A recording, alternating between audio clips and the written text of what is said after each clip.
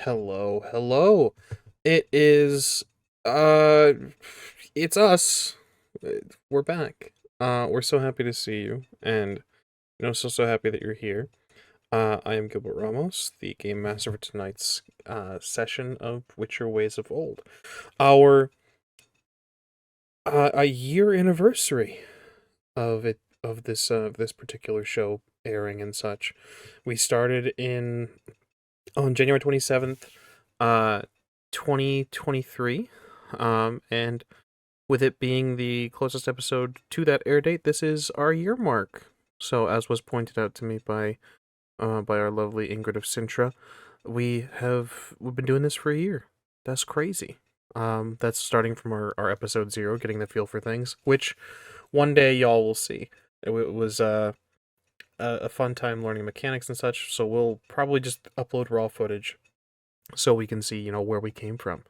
Um, but yeah, happy to have you guys here. I have a single announcement, and that's that Eldritch Automata is still out there, as thrown into the chat by our lovely Nightbot. Um, they are, I believe, 2 days away from completing their campaign.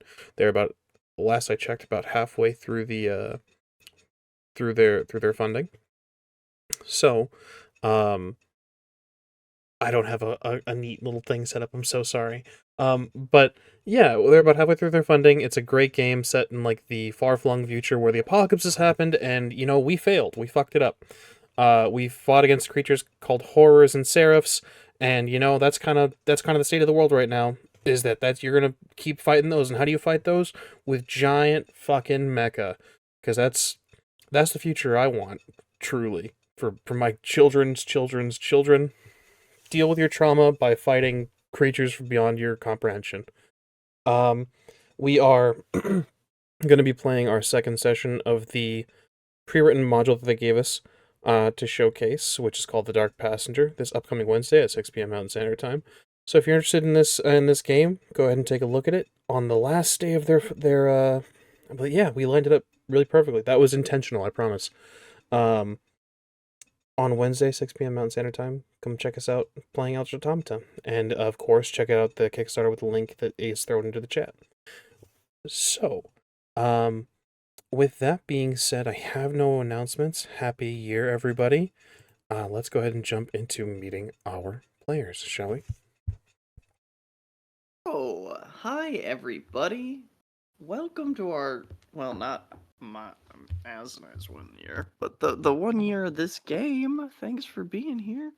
I'm Avery at Golden Gwydion on all social media platforms. I'm actually going to say my title for once in the opening. I am the community ambassador here at the Rolling Nomads, and this evening I will be playing the debonair debutante, the bombastic bard, Calamus Acarus. I'm Luna, or Druid by Night. You can find me at Druid by Night on all the social medias, including here on Twitch, where I stream. I am the social media director here at the Rolling Nomads, but tonight I will be playing Cersei Aveline, Sorceress Supreme. Hi, everybody. I'm Azure, or Rachel. I'm the creative director here at the Rolling Nomads. You can find me on several games, and both current and upcoming. And tonight I am Ingrid of Sintra, the Bear Witcher. Hi, I'm as I was on the social medias because I think I'm funny. And today I will be playing everyone's favorite criminal, Relg, who is currently hiding from me, so I'm gonna find him real quick. If you need help finding Relg, let me know. I can assure you I will be able to find him. Um, yeah. Happy year mark, everyone. I know that Callum and Relg joined us a little bit later, but this is still a big day for all of us, so we'll try to make it as special as possible. And by that I mean nothing bad can happen. So, let's jump right into today's episode of Ways of Old, shall we? And we begin each episode as we have always done for a whole fucking year now with a recap. Ingrid, if you would kindly. Yes. Hello. That's me. Let me pull my notes down really quick because it decided to jump up a level.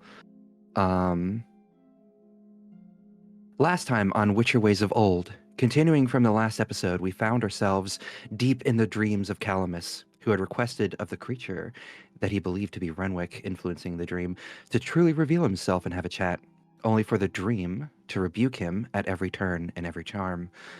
The creature morphed itself into a shade of Calamus, sowing doubt within the bard whether or not it was truly Renwick or his own mind coping with all he has recently been through and a potential imminent death that draws near.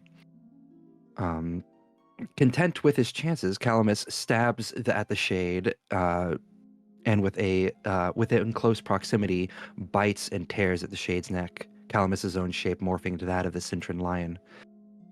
As the lion that is Calamus stands triumphant over the creature, a figure comes from behind Calamus, a man resembling Calamus himself, but with the eyes and adornment of a witcher. It is then that he awakens. The camera then moved to Cersei's own dream. She found herself back in the halls of Aretuza amidst a ritual, one of the potential witchification of Calamus. Many sorceresses, including Aurelia, are present, as well as Ingrid, who is overseeing final preparations. Cersei taking note of her own preparations, a list of some ingredients and herbs necessary to recreate the lost trial of grasses. The consequences of both success and failure of this process cross her mind, all the while the dream coming to a pause, waiting Cersei's approval before commencing, going through with it while preparing a spell to stabilize the process. Ingrid, after a few last words with Calamus, offers him the concoction, which he drinks, the contents coursing through his form and begin the painful change. Cersei and the other sorceress begin casting spells and injecting Calamus with the remaining ingredients. Calamus cries out in pain as the mutations take him. It is then that from the ceiling falls Renwick, poised to strike.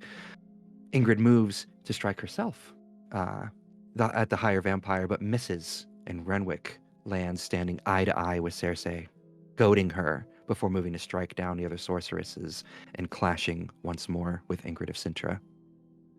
Cersei, unable to assist, hears Elodie's voice from behind, accusing Cersei of forgetting her before approaching Calamus and piercing him with her talons, killing him. Cersei awakens in the cart, distraught. It is then that we delve into Ingrid's dream, the Bear Witcher striding into the barren courtyard of Haran Kaduk. But not alone. Cersei, Relg, and a witchified Calamus at her side. The group make their way inside, expecting an army of lesser and higher vampires, only to find a tomb of corpses. To Ingrid's horror, Relg took an arrow to the back and perished. A stoic Calamus urging Ingrid to leave him and continue on instead of mourning, while Cersei, using her cloak, slips into invisibility. Moving deeper into the keep, the group finds, pinned to the wall in a messianic pose, the body of Elodie. Cersei screams, but it's cut short as an explosion racks the room and a sorceress finds her throat cut. Ingrid moves to help her fallen friend, only for Calamus to attempt to catch her and urge her on. Ingrid punches him in the face before moving to pick up Cersei and place her next to Elodie's body before the two witchers move onward. It is then that Ingrid comes across the body of Ciri, and that her regret overwhelms her. And as she stops to pay her final respects to another of her failures, Calamus once again chides her compassion before moving on without her. Ingrid lingers a moment before moving on after Calamus, fate in hand, finding him in the Grand Hall, in the midst of combat with a familiar face, Nyoka, the body of Renwick already slaughtered and sat on a throne. Ingrid throws herself between the two, begging for the fight to stop, but realizing that Nyoka won't, Ingrid reluctantly cuts him down before falling to her knees in despair, only for Calamus to pierce her with his blade.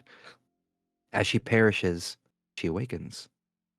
The party now all awake, Calamus goes to speak to Ingrid, only for her to nearly take off his head with fate. The two have a quick discussion, realizing that they both had dreams of a terrible sort the previous night, Ingrid telling Calamus that he must be better than her, witcher or not, before she moves to the cart to check on Cersei. Cersei, within the cart, is taking down notes of the herbs from the dream that night, potentially to help with the trial of grasses. Ingrid questions if she was all right, with Cersei attempting to play it off, only for Ingrid to catch the redness of her eyes, the pair talking about the dreams and what they might mean for the future of the group as the episode comes to an end. Thank you very much, Ingrid. And this is where we find our heroes now, gathered with a plan to enact. Discussion may be had, dear heroes, at your behest. It is your scene. There is no ticking clock to stop you, at least nothing that you're aware of. It's your time.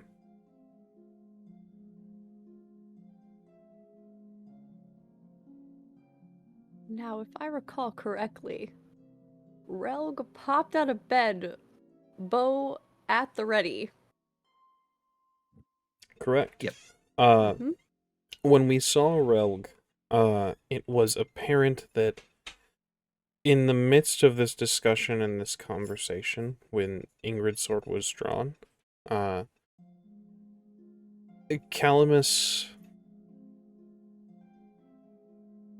and Ingrid only noticed Relg after the discussion was basically done. They saw him at the ready position.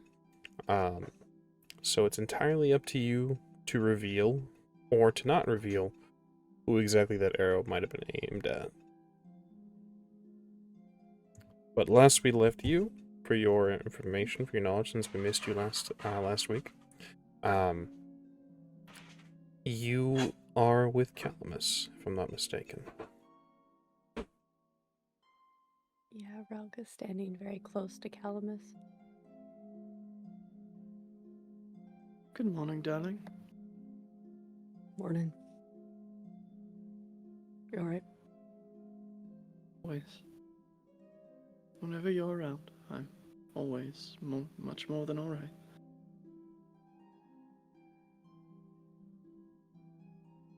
I was thinking about going out to see the sun. Well, it's a little bit more than risen now, unfortunately. But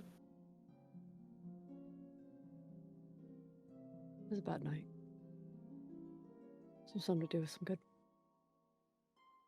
darling, did you have a foul dream as well? Usually.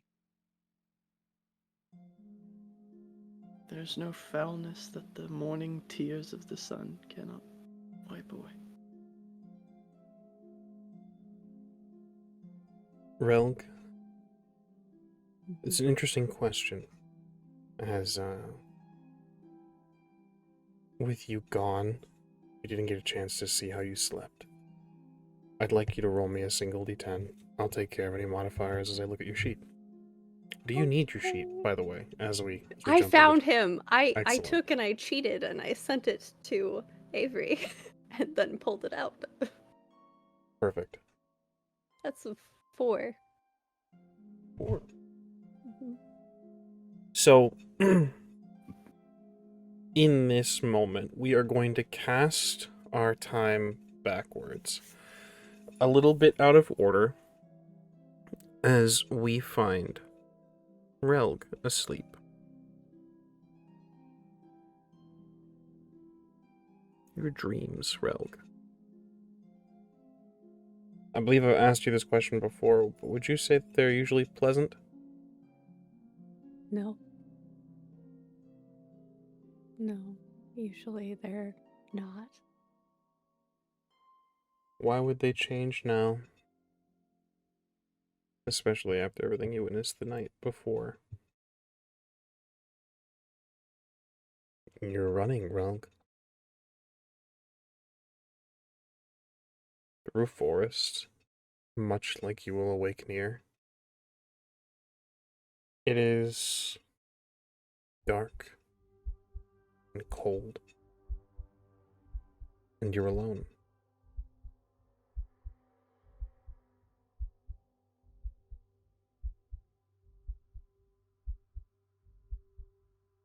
What do you think you have on your person?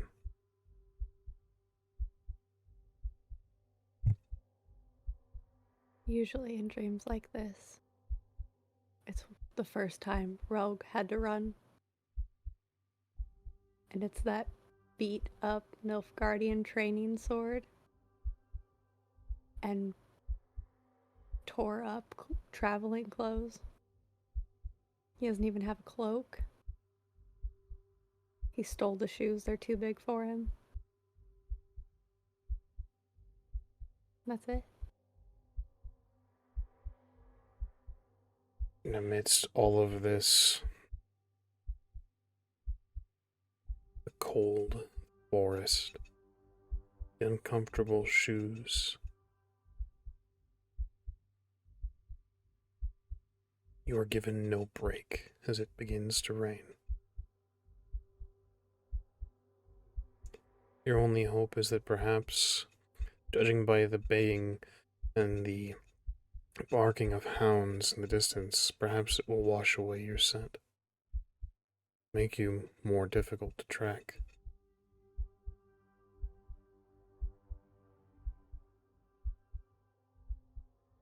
Run, Relk.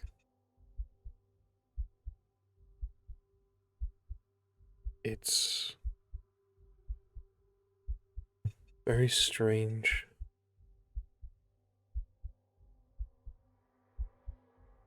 You got a good head start, if you remember correctly, but it's like her and her people are right there, watching from shadows behind trees.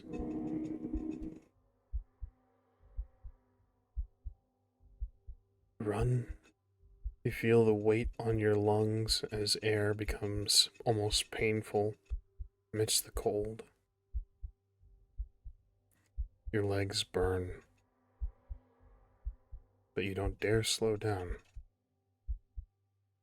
You think the sounds of the dogs are getting closer.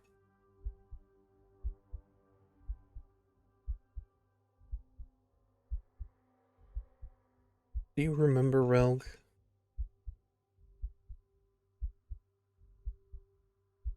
Have you been... Do you bear the scars now? Or does that come later?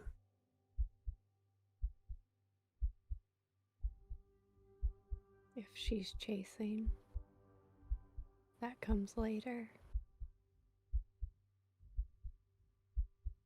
This would be the first time she caught him.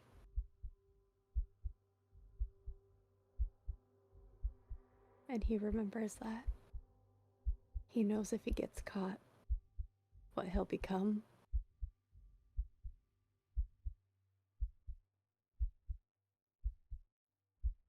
And even though that person now has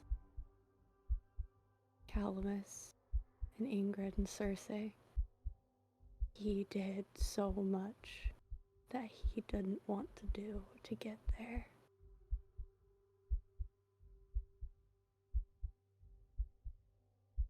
Regret has not yet begun weighing on you. This is just the beginning, Relgwethin.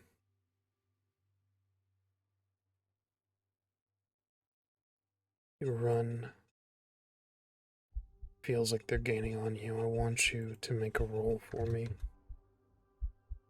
I want you to roll me intelligence and wilderness survival, please.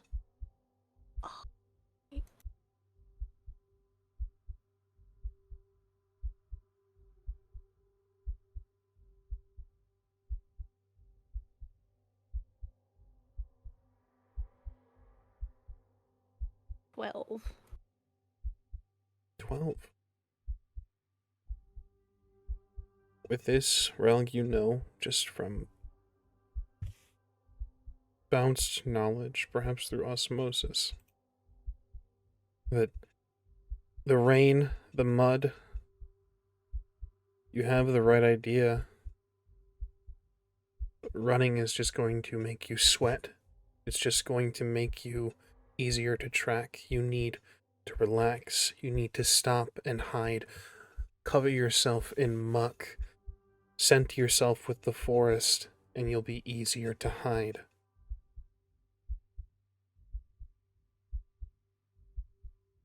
And that's exactly what he does. He just stops and throws himself in the mud. Starts towards the tree line. Scrambles up a tree. And waits. He remembers waiting the last time.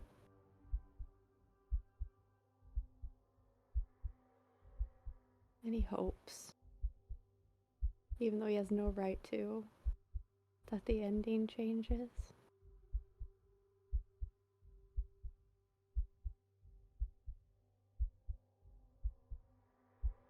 You hear them closer and closer. The padded footsteps of hounds. Leather boots that tramp through the forest, looking for you. You can listen closely past the raindrops. You can almost picture where they might be, the distance from you, the location.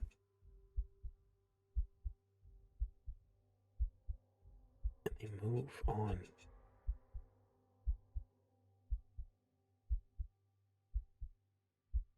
Isn't that right? Oh, they didn't find you, did they?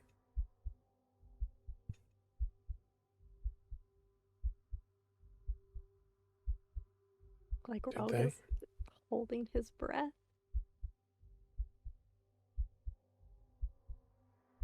Do you dare to look? He does. Grabs onto a branch and kind of leans as far as he can to see where they went. There's a lantern in the distance, running away from you. Oh, is this how it went? Did they fail to find you?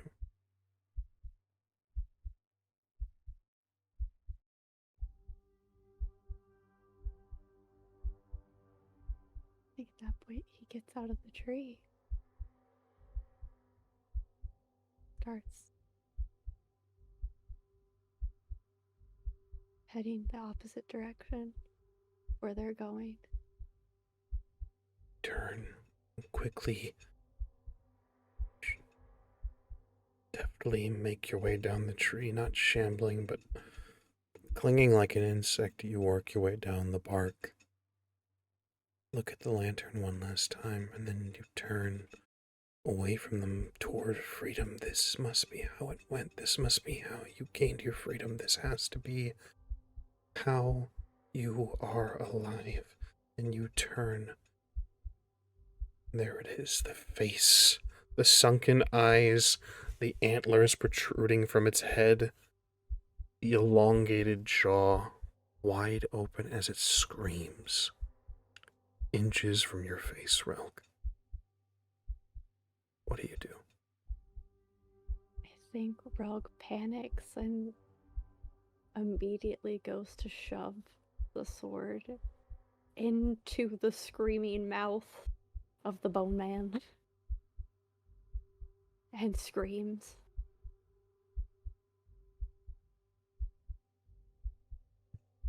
It's silenced.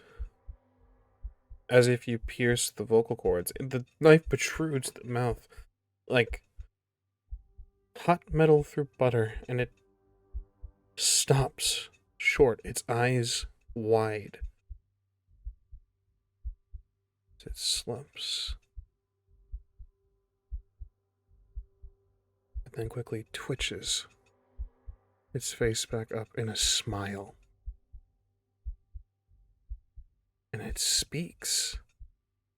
It speaks, Relg. It speaks. Not with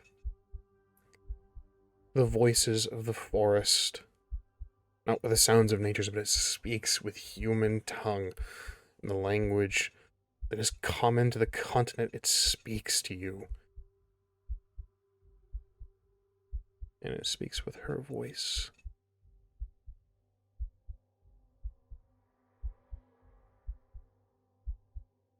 foolish little thing. Did you really think I'd let you go?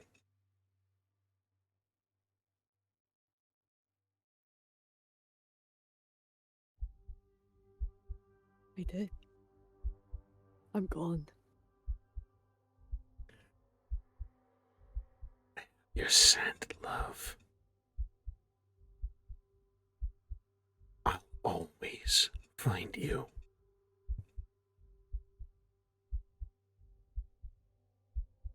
Traipse through the muck. Bury yourself in leaves. You'll always be mine. I have marked you so. Creature reaches its hand and almost forces your chin up. This isn't how it went. And along your face, your ears, your skin, the cool water feels wonderful as the rain drops from the skies. You recognize this feeling. This is the feeling of fresh burns.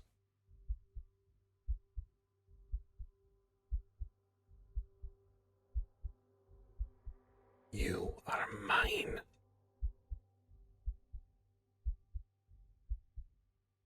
Not anymore. Not anymore. I'm mine. And one day I'm gonna end you.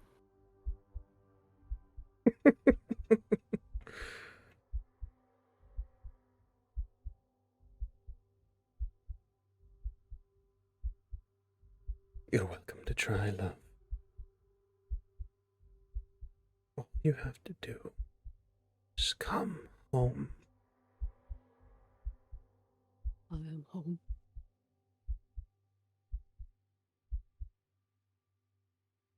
You think because you found love, a noble cause, do you think that you can be a hero to what you've done?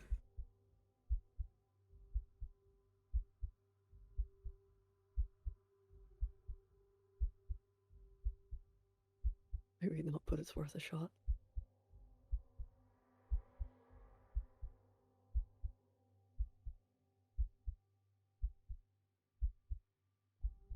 We'll bring you home.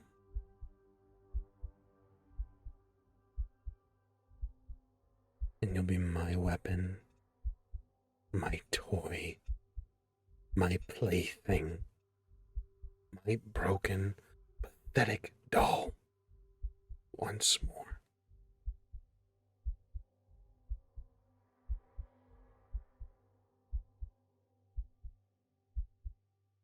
Rogue's at that point just trying to claw out of the grip. Yeah, roll, Rogue. Yay. Super good at close combat, obviously. I'll allow you if you'd like. A choice of things here. Reflex, dodge, escape, or dexterity, sleight of hand. Well, I rolled a 1, so let's start with that. Sick.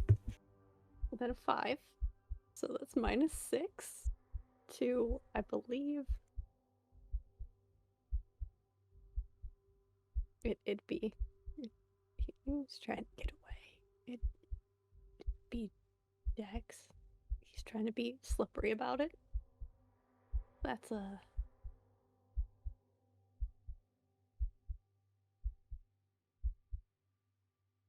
11. Excellent.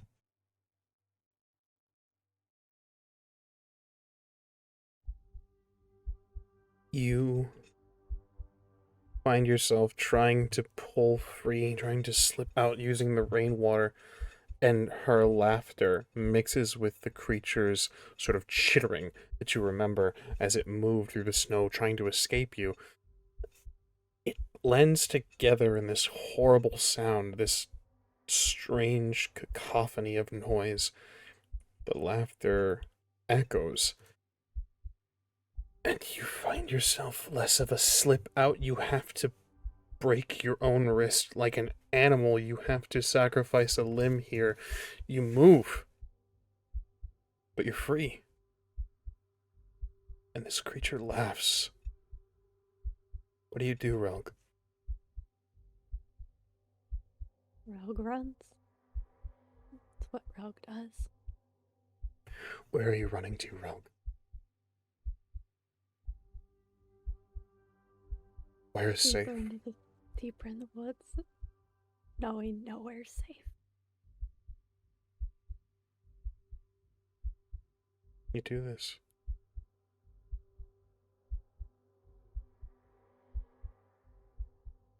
You run. You see, there is not a lantern ahead, as the laughter bounces from every tree. You hear no sound of her chasing you, of this creature chasing you. Just the laughter as you run. You stop suddenly as you can see light ahead.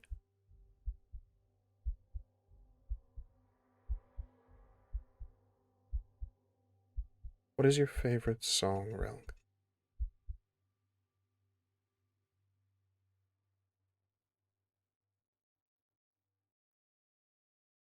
Cal has a song that's just this ridiculous, like, tune that it was the first one Relg heard him play. Be that one. A jaunty little thing. Just less of a ballad. No great hero. Happy. Just a jovial tune. It's what you hear now coming from the light, this campfire ahead. And you see your friends, Relg, as you almost instinctively take a few steps closer. What do you do?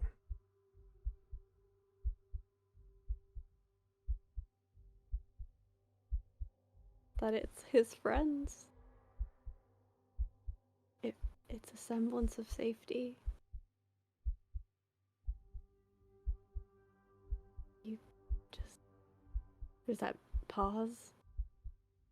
And then he steps in. Telling them that we need to go. We need to go. We pack up and go. You run forward, they seem... Well, Cersei and Ingrid seem confused.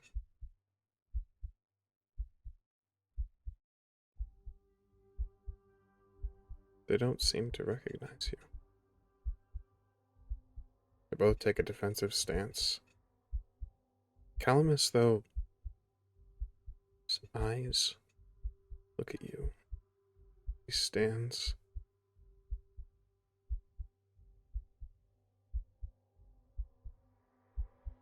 Waves a hand up and says, "Stop. Stop." Ingrid lowers her sword. Cersei reduces her hands and places them at her side as Calamus takes a few steps forward. I know him.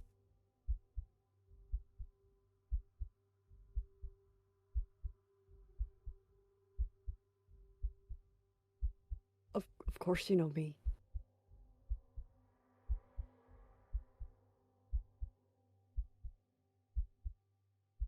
Don't worry, friends. He's not worth it.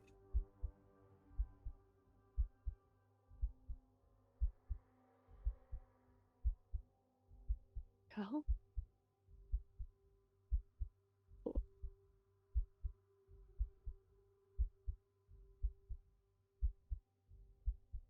Turn around. Look within.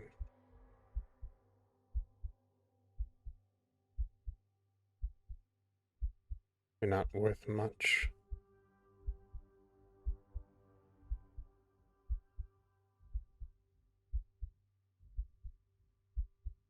Save us all the trouble.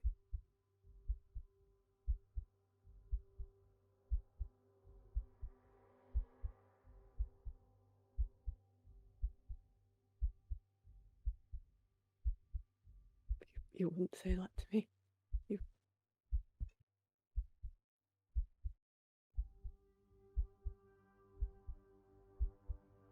Kind of starts slowly backing up. It's timely face the truth, darling.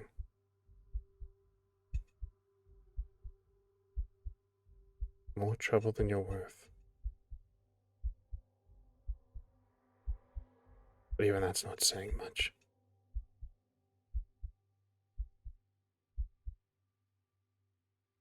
This isn't real. This can't be. Is it real? Ingrid, if you would kindly, Yeah? I'd like to get back to our merrymaking. See Ingrid raise the sword once more, and then a yell as the steel comes towards you, Relg. You awake in your tent. Calamus is gone. The yell was real. Yeah, the absolute panic. Bo immediately found Knock and Arrow pop out. And there is Calamus and Ingrid. Ingrid's sword raised toward Calamus. Few words exchanged as you assess the situation. Now again, I'll leave it up to you who you're aimed at, or if you even wish to reveal that information. Keep that to myself. But you see the exchange. Steadily, you go into a ready stance with bow and arrow.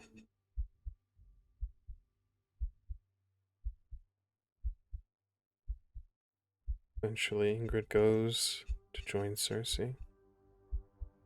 Calamus comes to you. And then we begin the conversation that started this session.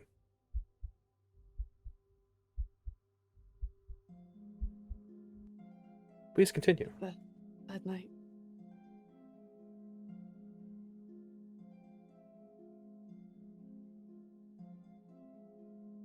Calamus will just take Rogue's face in his hands.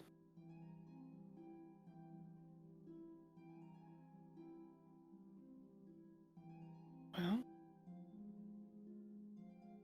Mother always told me to count my blessings when I first awoke.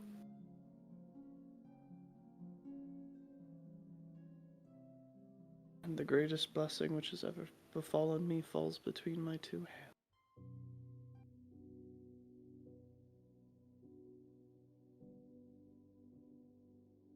Alec just leans forward and kisses Calamus. We should probably get Step things outside. sorted. There's something that I need to do. Are you alright? Yes. I know who I need to be.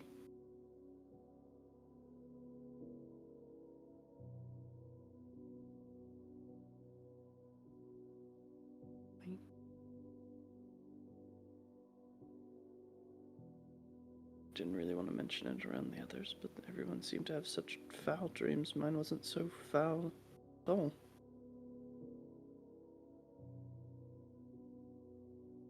It's all what I need to do, and now I need to do it.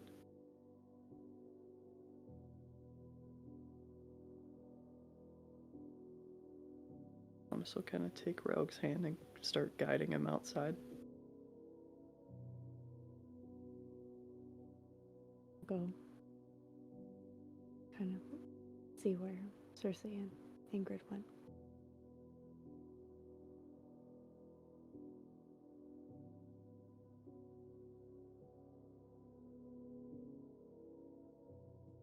believe they're back in the cart, darling.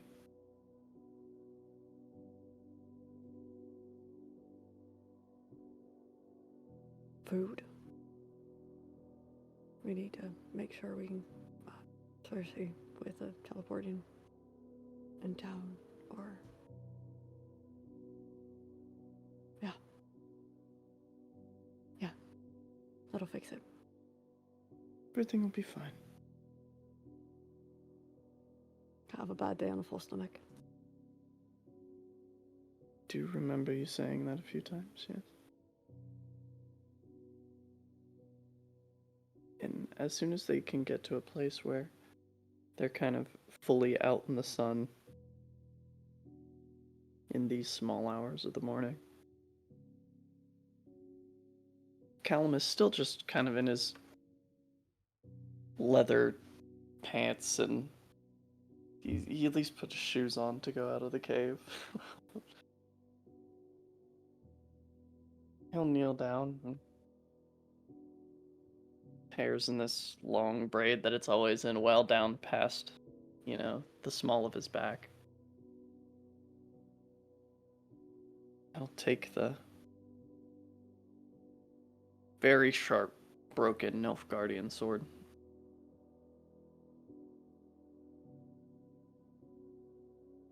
Find where his hair would fall, just kind of to the middle of the neck. He'll just take the sword, shear it through.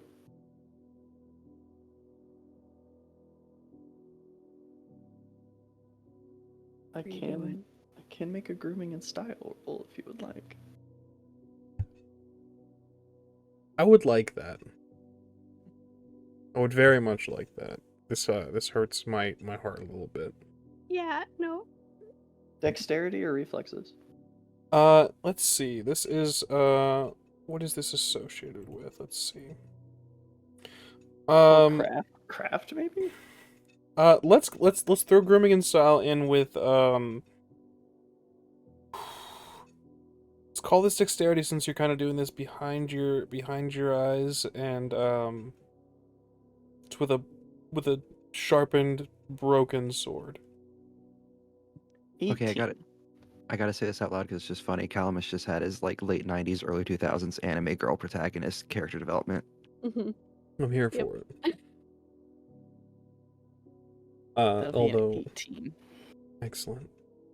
18. It cuts clean. You don't have to hack away. There won't be. There will be very few split ends. It's done. Comes off clean. It's at a. What length would you like this, Calamus? You Just below the jaw.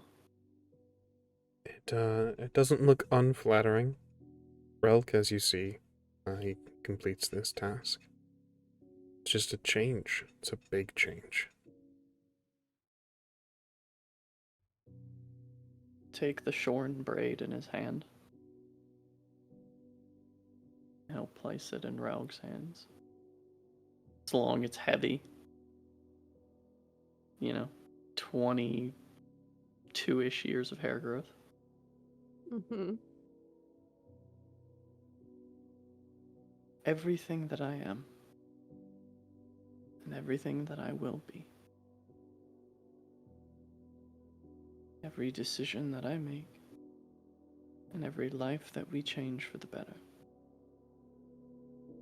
Because that's the man you make me want to be.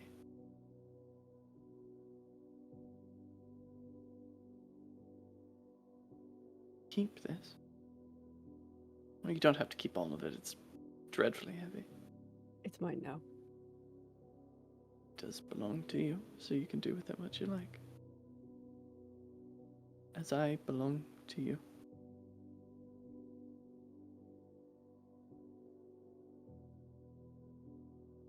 And as you belong with me. Go with on both ends. What's your keeper?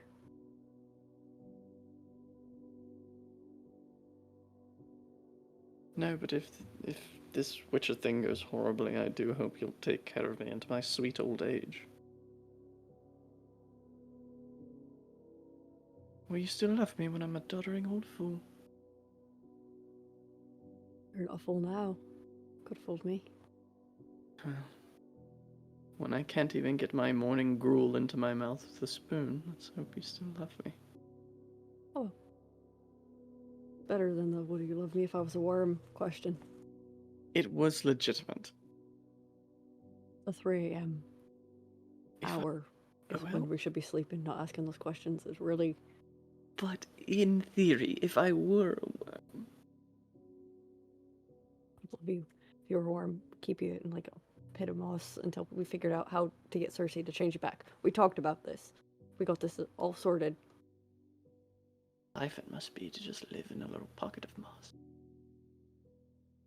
You could not be a worm.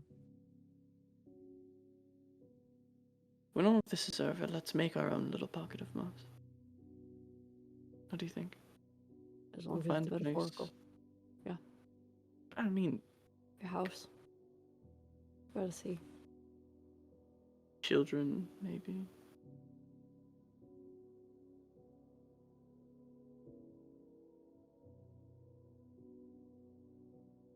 Let's deal with the whole living through what is essentially one of the worst rituals I've heard of, based on what Ingrid said, and hire a vampire.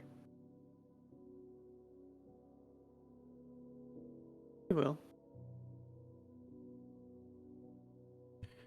This moment, you guys are about caught up to Ingrid and Cersei's conversation that we saw last session.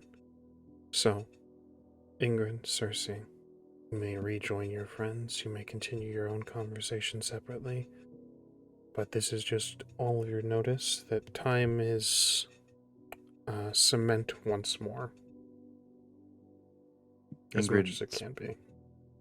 probably still sat there across from Cersei. She's going to ask about the supplies. Are you sure you're going to be safe doing this? Going to Arachusa. I feel very safe. I mean, the process. There's nothing that can go wrong with this distance. No. Okay. I trust you. And we need to be as prepared as we can. Yes. I need to speak with everybody before I leave. Well, let's go. She's going to say as she stands up and ducks out of the cart. Ingrid emerges first, followed by Cersei. Calamus, Relink, you see your two friends emerging from the domicile. Calamus, what happened to your hair? Kind of gesture to the 8-pound braid in Relic's hands. Was it getting heavy? That's the thing with heavy things. You should know, Ingrid. You get so used to carrying around heaviness, you just forget it exists. Yes, my body is trained to handle my swords a lot better. I was considering your armor. It looks dreadfully heavy. Oh. That too. Yes. And you asked me to make a choice. The choice. And I think I hope I it's time didn't. for me. No. I understood what you meant.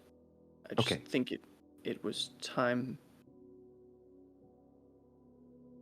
to get rid of the old, but keep it close enough that we don't lose it. Understandable. It's your hair, you do with it as you wish. I used to cut mine short too. Would you like me to cut your hair sometime? No. Not even a little trim? No. Oh, No. right. Well, okay then. Thank you, but no. I wouldn't do yours with a, broken sword. I believe you, but this is something more. We really should do a hair treatment for you sometime, though. What is that? Just get some animal fats and some perfumes in there. Really, hydrate your hair, protect it from the elements, and Cersei, roll me a d10, please. Uh, 3.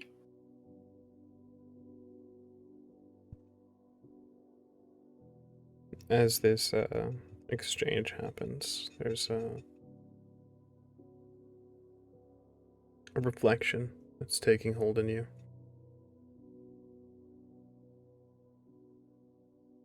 In your dream, in your nightmare, LD accused you of gallivanting, wasting time, of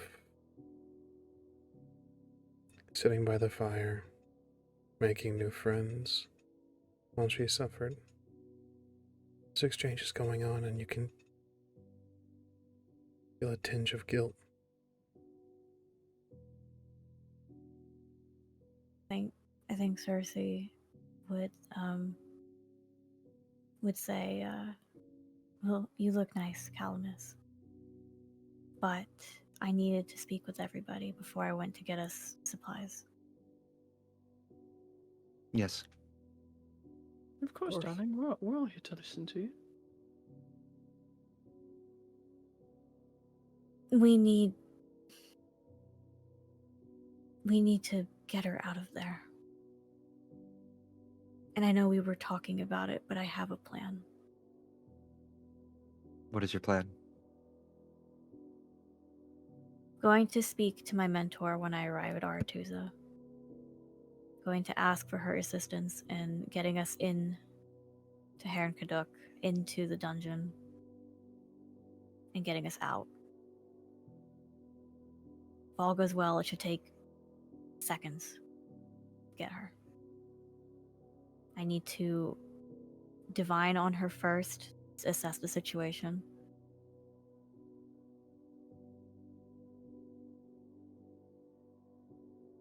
If she's chained, and I hate to I will ask. break them. I was going to ask if Rel could use his finesse. Do we have time for that? Trust me, it only takes a moment.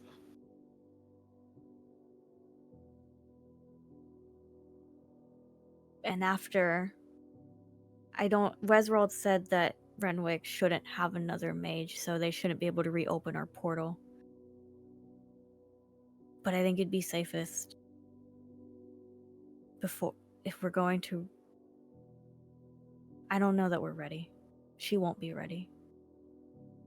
We are not ready to face Renwick. No. This is a rescue mission. Simple and plain. Thing is, though, we're going into his house. Not his house. Ingrid does tense when you say that.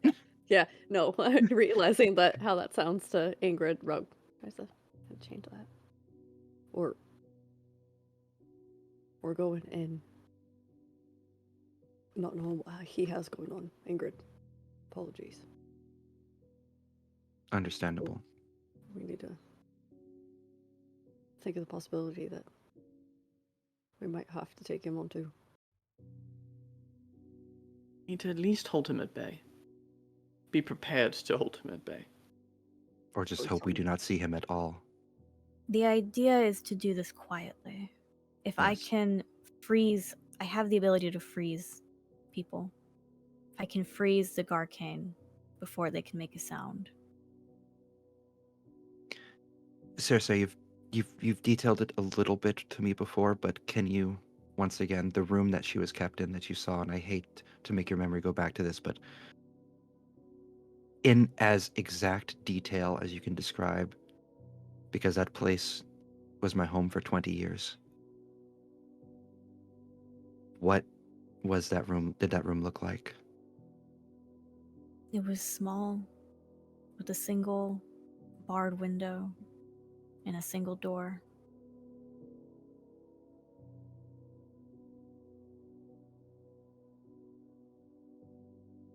Did you Sorry. say it's where he keeps the monsters? That's where, if I remember correctly, Storyteller, that's where the Witchers used to keep the monsters that we caught, right? That is correct. That is where we kept them. Yes. The main thing is getting Elodie out. We will. We will. But first, we need food and help. This may be happening today. Yes. The sooner we can get her out, the better. No one deserves to be kept captive like that. And should for whatever reason we be trapped in Heron Kaduk and need an escape, I know some of the quickest ways out. We need to make sure that we have backup plans. Yes.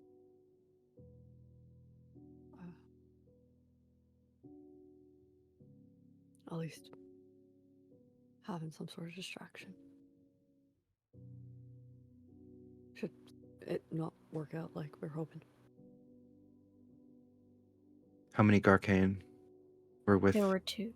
There were two when I saw, but I'm going to look again. Then we must at least prepare. Do you have the ingredients to look now, or are you going to get those in Naratuza? I'm gonna get them there. I don't have them now. Okay. And while you do that, I will train Relg and Calamus in what I know of the Garcane and other vampires. If all goes well, we shouldn't have to fight them. We should prepare to at least fight two. Right. Prepare for the worst, hope for the best. Exactly. Right. We are going in to the enemy stronghold.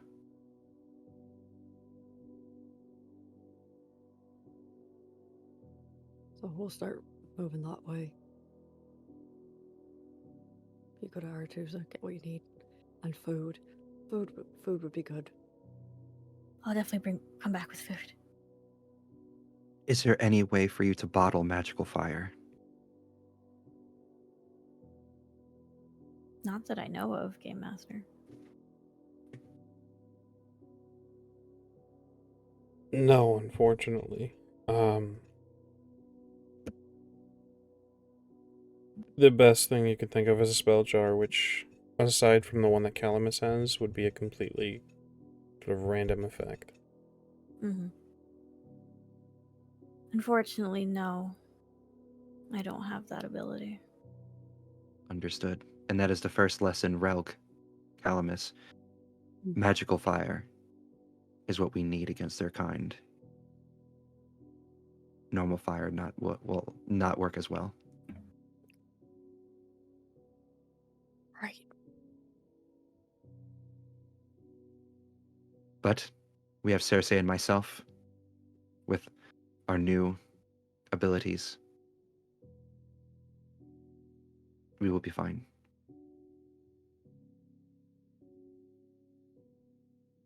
Calamus has just kind of been quiet, listening to Cersei the whole time. And he'll reach in his book and pull out the same pressed white water lily that he once gave to Ingrid. He'll walk over and he'll put it in Cersei's hands. Put this over your heart. Wear it till we bring your love home safe.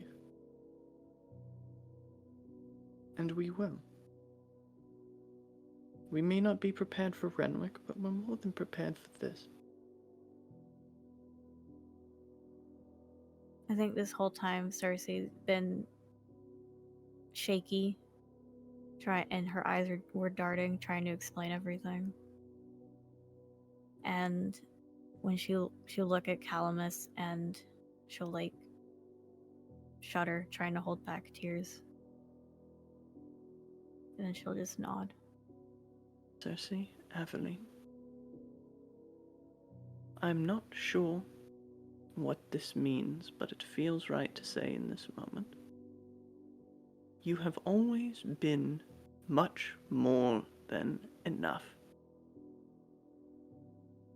Your talents are extraordinary.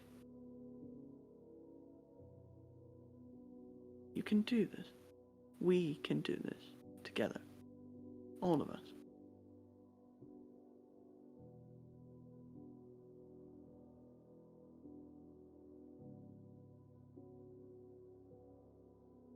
Thank you.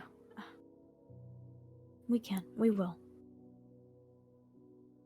Also, if you could bring back a few quail eggs, I make a mean quail egg No. omelet. What? No eggs? Eggs are even against the rules. Quail eggs are a delicacy. If we find them, sure.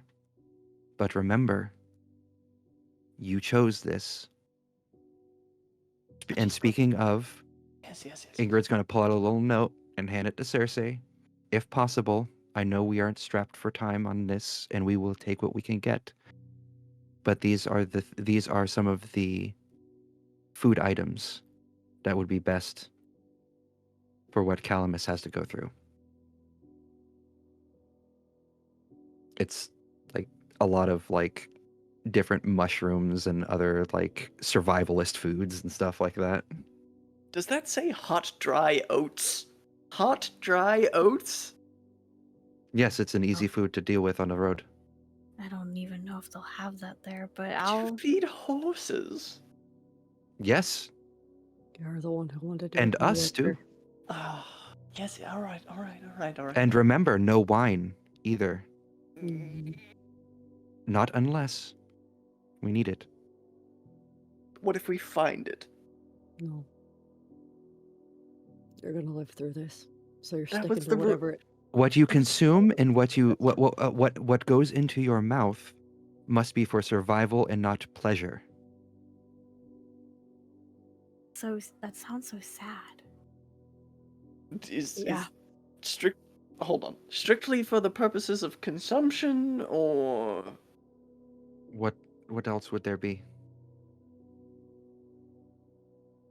So Cersei, food, Food. whatever's on the list, and we'll start heading that way before this Ingrid- conversation gets worse.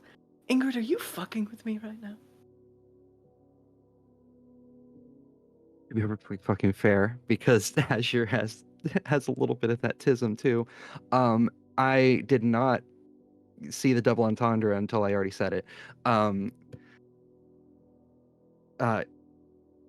Ingrid's just going to shake her head and she's going to say, "No, I'm being serious. And on that note, that dagger will not be enough for what we are potentially going against. And what I'm about to give you," and she's going to think back to her dream there for a second and then remember and shake her head. "This is not for you to keep, but we must be prepared. And you will give this back to me once we are finished with the job." And she's going to take out the serpentine silver sword and then offer it to you, pommel first. Can I take it in his hands? This belonged to the one-armed friend of yours? Yes, it is not mine to give, but I believe in this circumstance it is a necessity that we be as prepared as possible, and your sword, as it stands, will not be enough, and that silver dagger, while good, will not be enough. We will train with this. I do have a bit of alchemy that I need doing. Remember? Yes.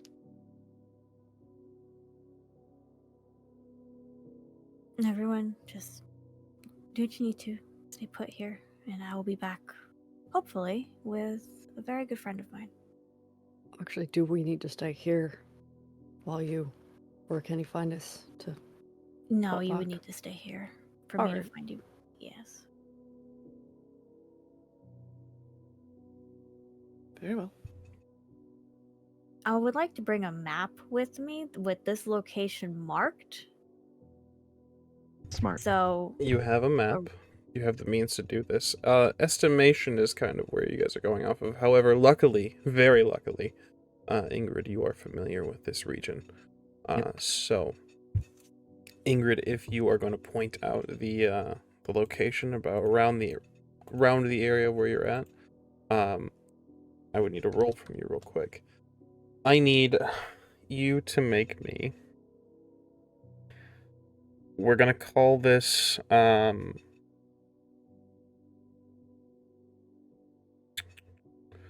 which one? I'm gonna call this education or wilderness survival, or if it's a stretch, but awareness. I was gonna say I was actually gonna argue for awareness because of the fact that she's very aware of her surroundings. It's a stretch, but I'll take it. Yeah, let's go with that because it's the other one for me. So 6 plus 7. Oh, right, everybody, don't forget your luck recharges except for Calamus, oof. Yeah. which I'm gonna put 4 into this roll. So that's 17 right off the bat.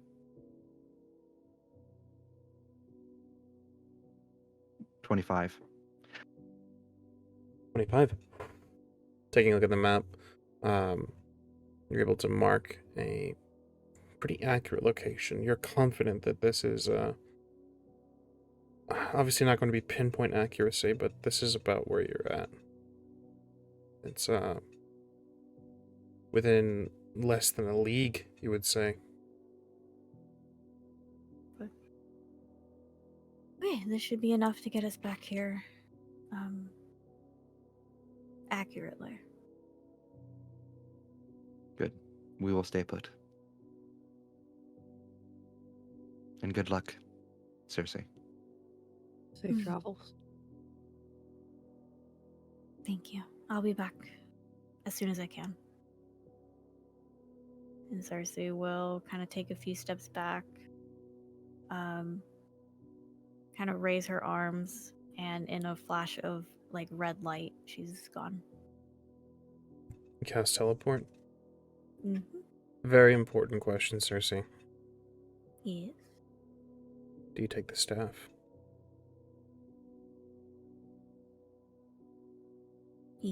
Yeah, but I don't take the book.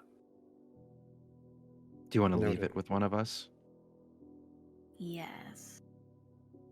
Just in the cart, in the hidden compartment. Noted. How much stamina do you expend, Cersei? Be sure to mark that off. Mm-hmm. Remember that you're using a focus. Mm-hmm.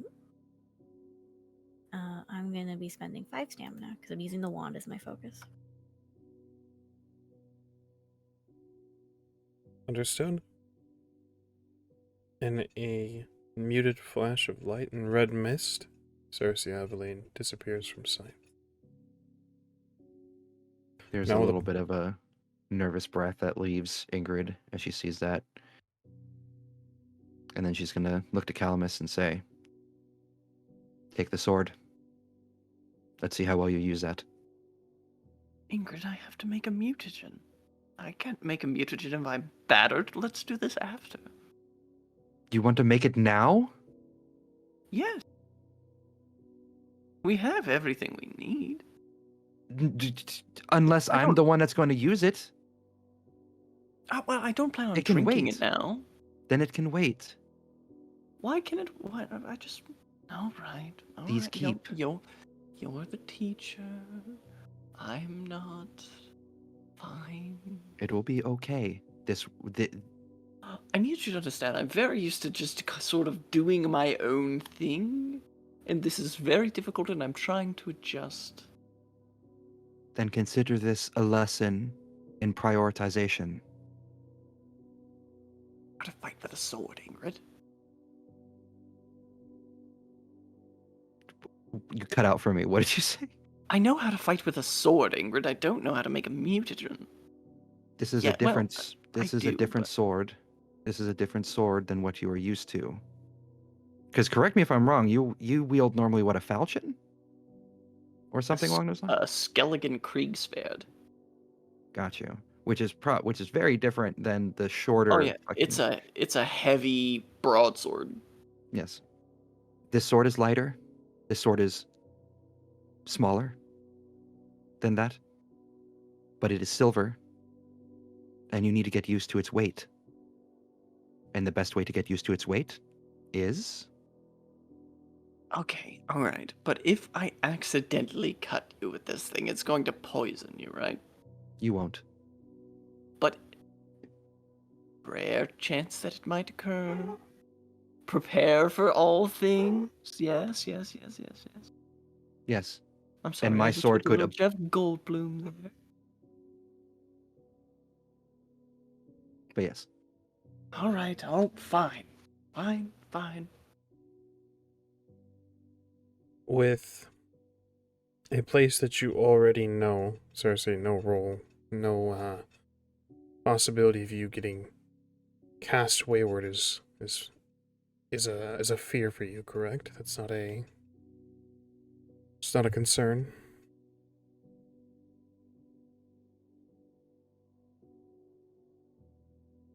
You're muted, by the way. Oops. Teleporting requires a DC 15 casting roll. Isn't your casting already higher than that? It is There's 19. always the possibilities of ones. 9. You depart from this place. And as Ingrid and Calamus begin their training on an empty stomach, no less, Oof. Relg, you are free to do what you wish. Do you want to fight with us? Relk's just gonna watch, actually, for a while. Mainly just in case someone gets injured. Try for the best. Relg, a Mm-hmm.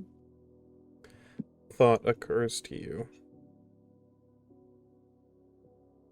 Silver. Silver swords. Silver dagger.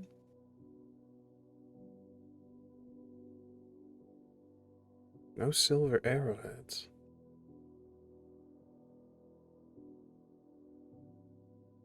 And with that, we're going to jump into our break. Okay, perfect. We will see you all very, very soon. We'll be back very soon. We're going to take a quick break for Tech and Bio, but we'll be back with more of Ways of Old.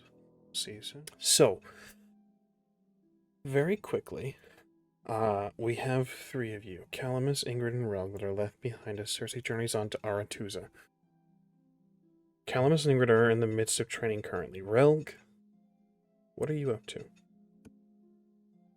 Relg, given his thought and where we're at, is gonna go try and see if he can in fact find some silver.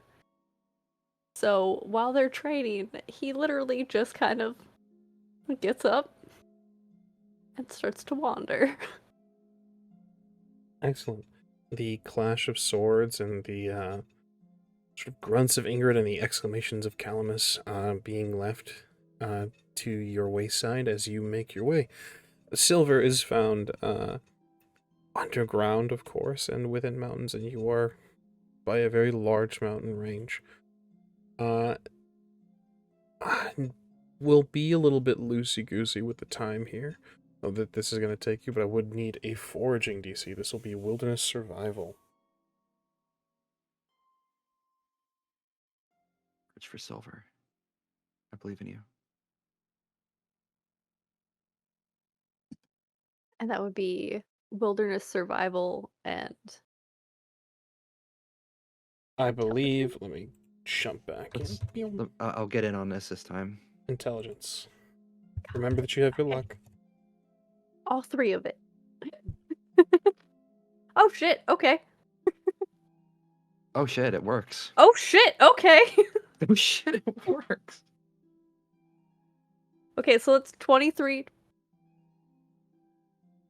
23. That's 30. 30. 30. The Rogue. finger waggling fucking works, alright? I dig it. Relg, you travel on foot, alone. You kind of looking at the mountains. It's a daunting task. You don't even have a pickaxe, really. You need something, and this is, if ever there was a time that you needed luck, this is it. And you any gods, whatever is in charge of your ill fate, you just kind of beseech them to just fuck off for a little bit. And you go traveling, and you search around the mountains. You look through different caves and different little alcoves, the indents into the mountain. Nothing. One after the other, nothing. You don't really know what you're looking for. You're just looking for shiny metal, and you're just intent on finding this. This is something that you just fucking need. You move, and you travel, and you not even really focus on the sun's position in the sky, how much time is passing, and you're finally just... Of course. Why would I be so lucky as to find a vein of silver? If it's this easy, if it would be this easy to find, if it was an open cave, it would be picked clean by now. Regardless of how far any town or settlement is, this is just fucking fruitless. And so, in kind of a huff, you see one last cave.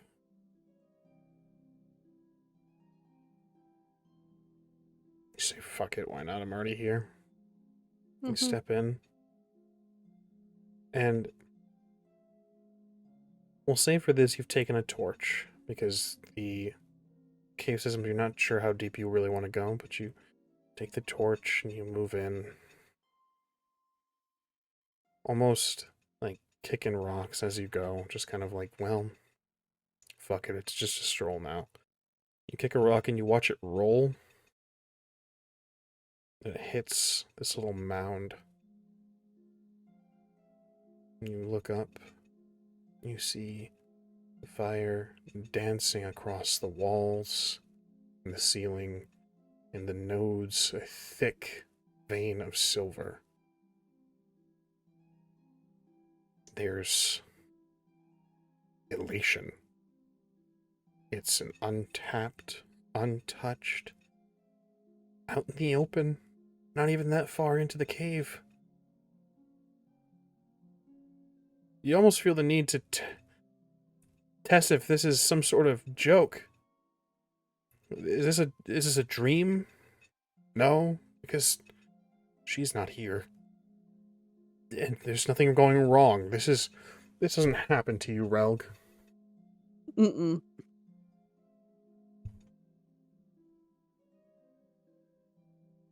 But you have it. As for retrieving it, that's the thought that comes next. You have the raw material. Just stand in the cave. I fucking did it. How do I fucking do it? Okay.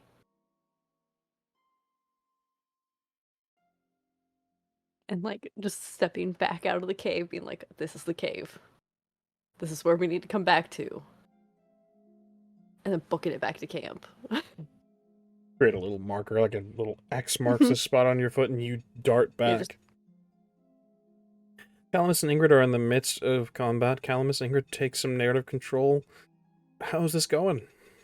Ingrid is, as usual, not holding back in any of her swings, any of her parries, any of her charges. She's even going a step further this time, and using her shoulder, elbow, even her legs and shit to like knock you off balance, try to make you like she's doing some dirty shit here and there. And all the while she's telling you, these creatures that we faced, they are the higher kind, and and some of the lower kind are of a sentient nature, and they will not hold back either.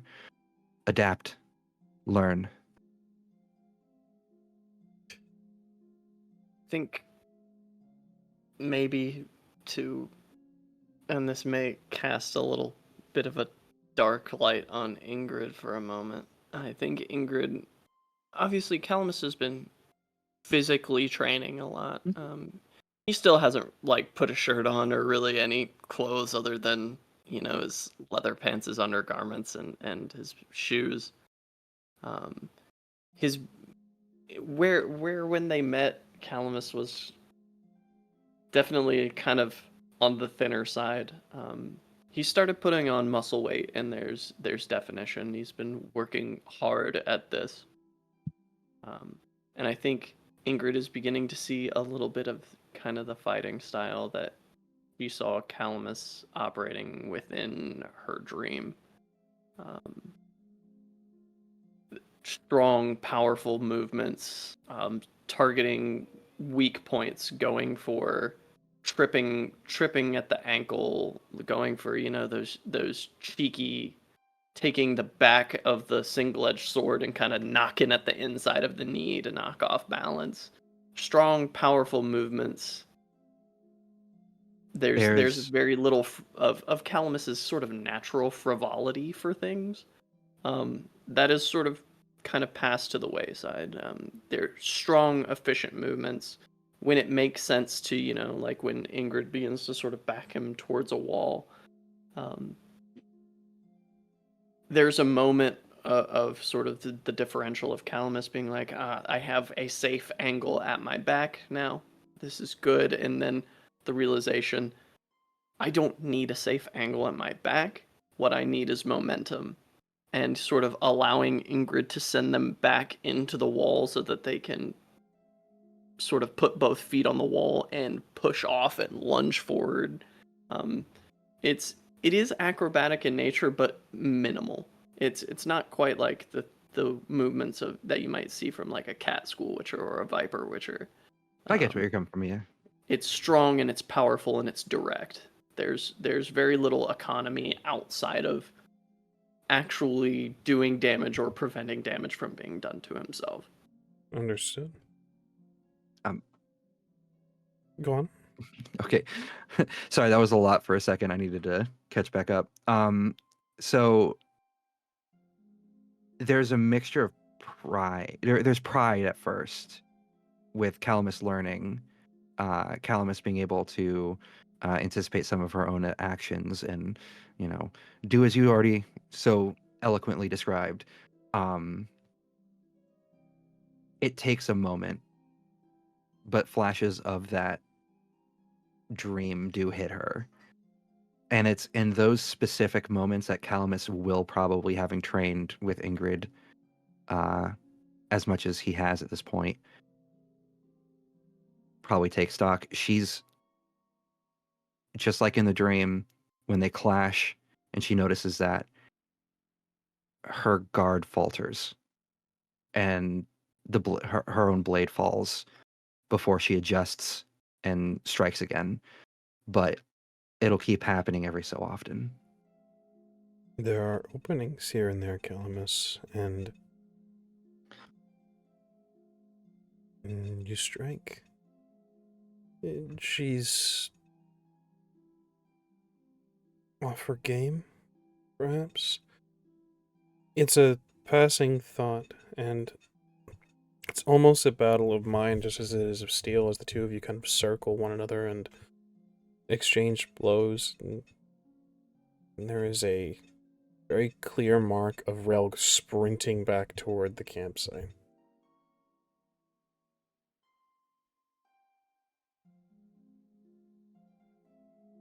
Calamus is going to wait to see if Ingrid reacts first. Because this is focus. This is training time. This is as Ingrid has so perfectly bluntly put it many times in the past, life or death.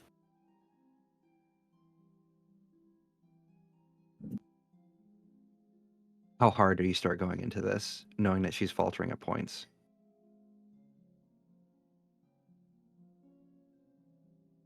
Calamus has the mindset of the Cintran lion. You see weakness, you strike it. Maybe not with the sword itself, but in those moments where Ingrid starts to falter, Calamus will press their body weight or shift their feet and like take his knee into the inside of Ingrid's thigh. Like, it's certainly not malicious as to like do her damage, but it's more of a sort of nonverbal cue of like, hey, I see what you're doing.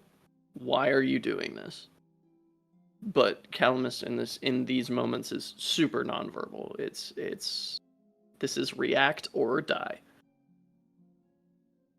In this moment, in these moments of focus, Relg, are you calling anything out, or are you just sprinting toward them silently? I think once Relg gets within a certain distance from the camp, like probably about 50 yards, he's just screaming, I found it! I fucking found it! Out all these hills, I fucking found it! For once in my goddamn life, I'm actually lucky. Okay. I would like to take narrative control over something, if that is completely okay. And I'm Sure. completely okay with this happening. Calamus, first, I need to ask you, in any of your motions, are you striking from on high? When the momentum suits it, like how I said, when he was backed against the wall, he would push off and try and get some air. But it seems like the majority of Calamus strikes at this point, when not motivated by that momentum, are sort of aiming for 3 regions: neck, core, ankles. Okay. So, if you're okay with this, so I would say probably in that moment that Relg arrives, she's gonna try attempted parried one of your neck strikes. And the moment Relg calls out, it's not only just a flash of memory of what Calamus had become in her dream. It's seeing Relg get shot in the back,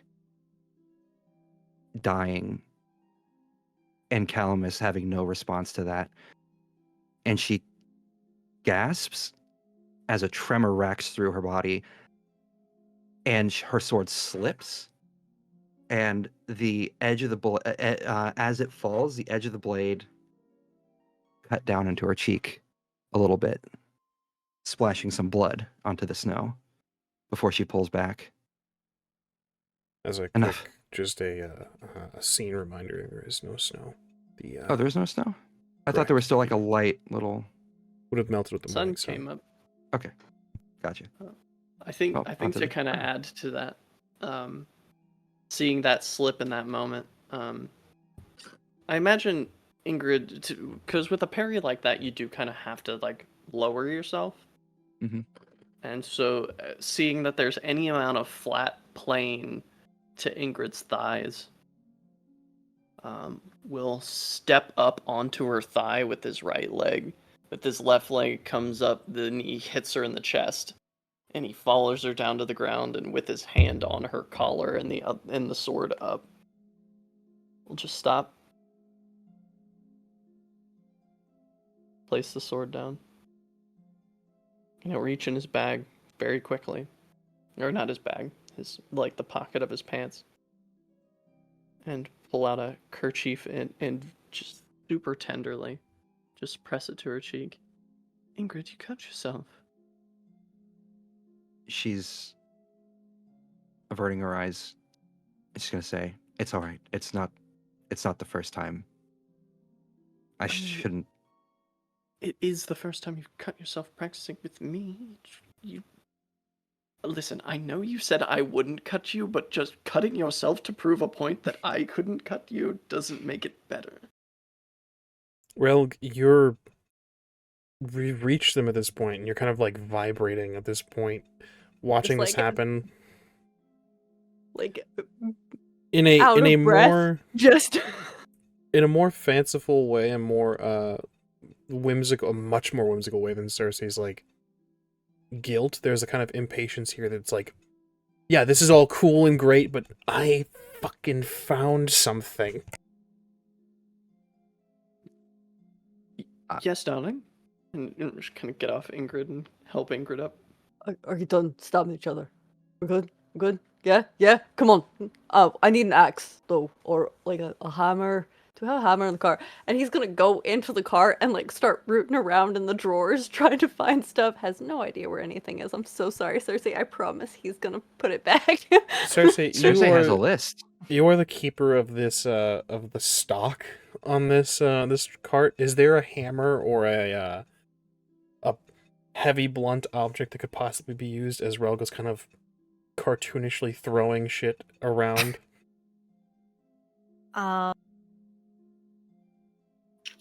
While Luna looks, Ingrid's listening and watching, but she's not saying anything just yet. Because this is all high energy from Relg. But she will like. Most excited you've ever seen him besides that Gwent game. I can tell. She's kind of gonna look at the blood on the kerchief that was handed to her from her own cheek, and then just remember that dream again where Calamus stabbed her at the end. And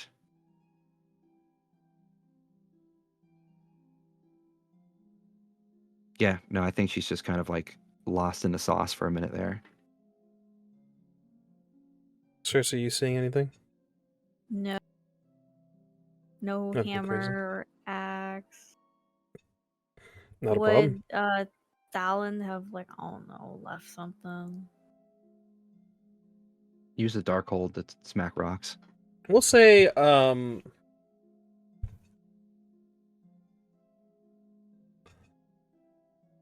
Fallon might have left you guys like a very sturdy and hefty coffee pot. Just this God, metal. Hold on. I think Calamus might have something for this, actually.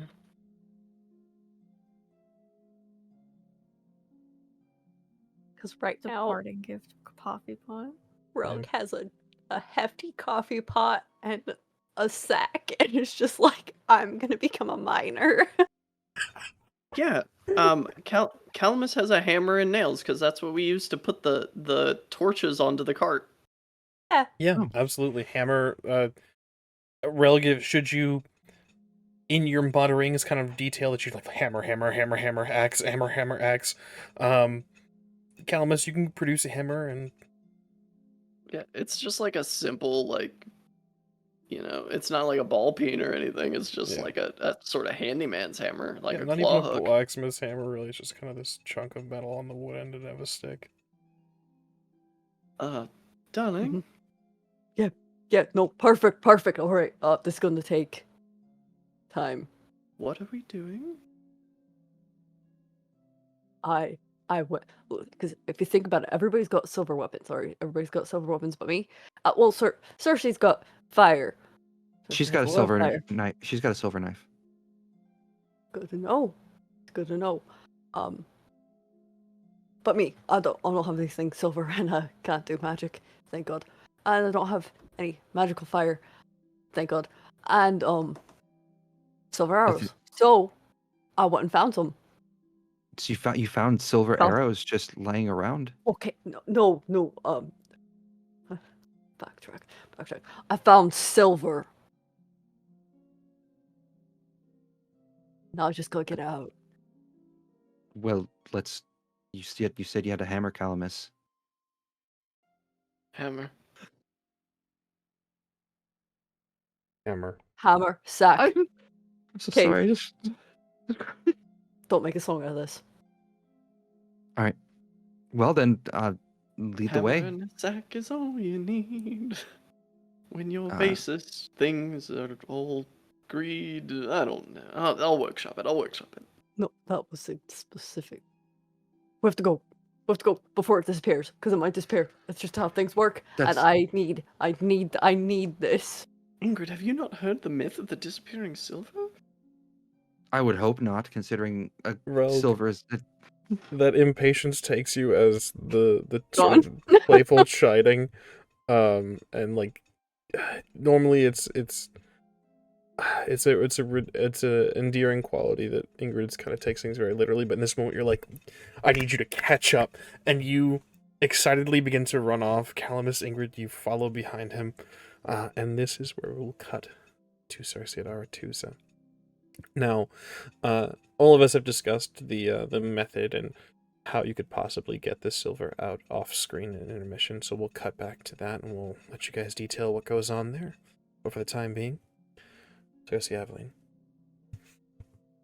you're home. I think she would teleport at the front gates. Be a little rude to just show up inside. Considered very, very poor form. It is also something that Aurelia regularly does.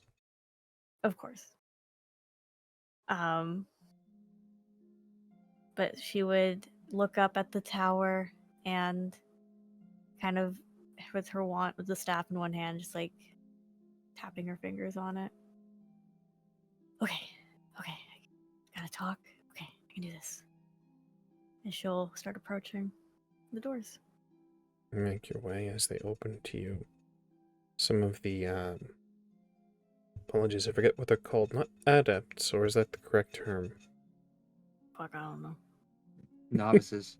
Novices. Thank you. Novices. I wasn't aware you could snap. Interesting. So the novices open them to you very happily, greeting. There's again less jovial than Relg. There's some impatience to your step as each novice greets you and tries to like pay you the kindness that they were taught to give. The etiquette is here, but it's not really your primary concern. I'll greet them quickly and start walking, and then turn around and be like, actually, is Aurelia in? Aye, Lady Aurelia came. She's been in her own room for some time now. Perfect, thank you. Of course, Lady Eveline. You make your And way. I will make my way, yes. This place is abuzz. It's the morning. There are morning chores being done. There are studies being taken. There are those novices that are getting a head start, heading off to the learning areas, the classrooms to call them. As well, you notice a few of the other sorceresses, the members of the lodge, that you greet along the way. But you have a goal in mind, and you make your way through this place. They don't stop you to gather information or things like that. They have a mission of their own. They're continuing their teachings at Aretusa, though notably as you see this, there's less here, as it seems that the plan that you had all discussed last you were here has been fully put into place. This is a skeleton crew of the sorceresses, and the rest are scattered to the continent in order to spread the word that high price will be paid for vampiric parts. You make your way, eventually reach Aurelia's door. She would like go to knock and then stop and just kind of like, okay, gotta ask. Food. Portal. Okay. And then she'll knock. I'm not teaching today. It's me. There's a quick movement, a flash of almost you can feel the wind as it rushes past her the door and opens the door swinging wide. There's a smile on her face as she looks at you and says, "Didn't expect you back so soon." I didn't expect to be back, but I hate to say I'm here on business. We're always on business. Come. She pulls you in, closes the door, and gives you a deep hug. I hug her back and kind of really melt into it for a second.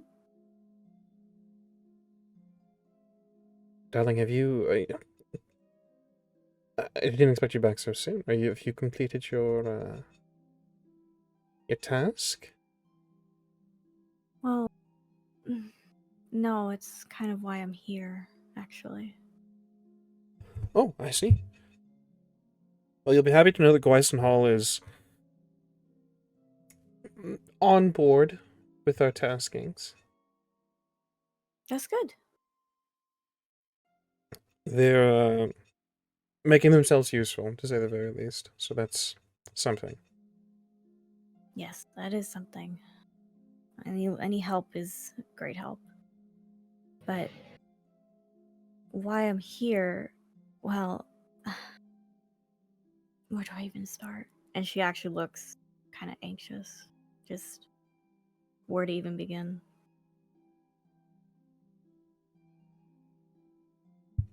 Won't make you recount the entirety of the tale, Cersei. Just a simple question. Do you tell her everything? I tell her what would probably end up happening is I would start to say we need food because our food supply was attacked by a monster. And now Relg and Callum is saying, oh yeah, I met people and I have new friends and this is how we met. But I was a tangent, I'm so sorry. And then it would go into, but yes, we need food.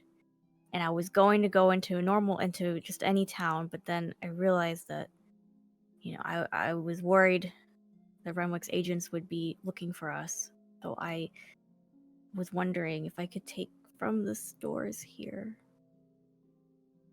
Or at least I could at the very least shop in Gorsvillen, if not.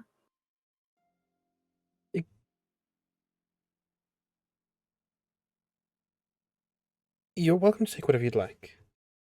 And I don't think it'll be very missed. This mage you mentioned, Wesrald. Yes, Wesrald. Younger gentleman?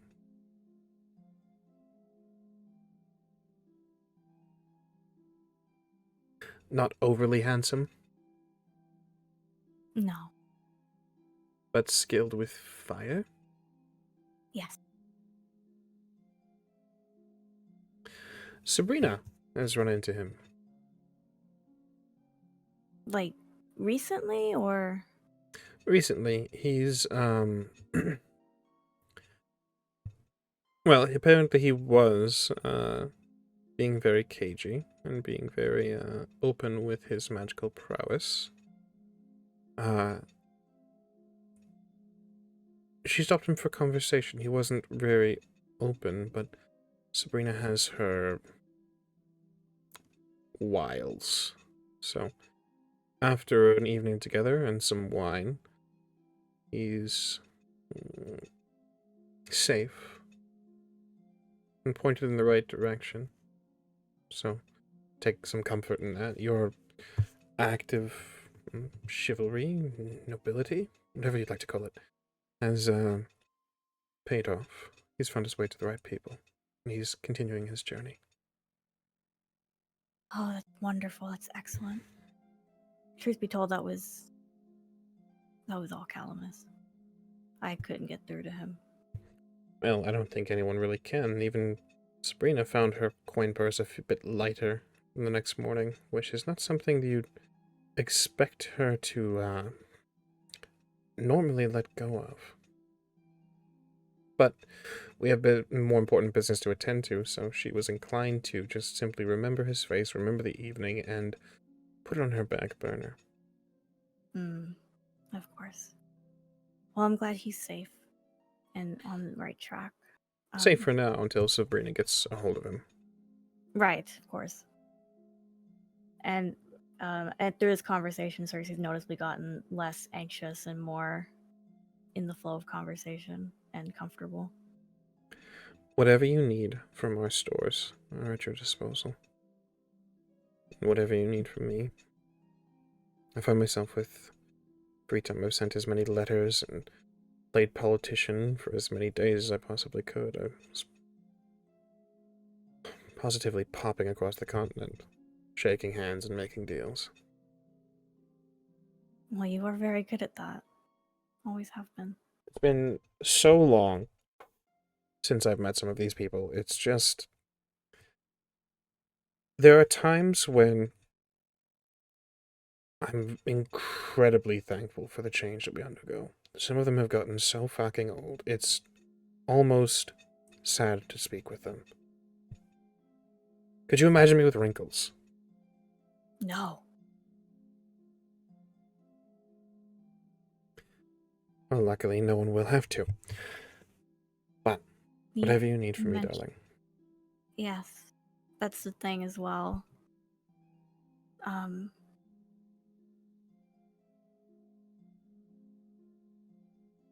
She'll pause. I need to get her out.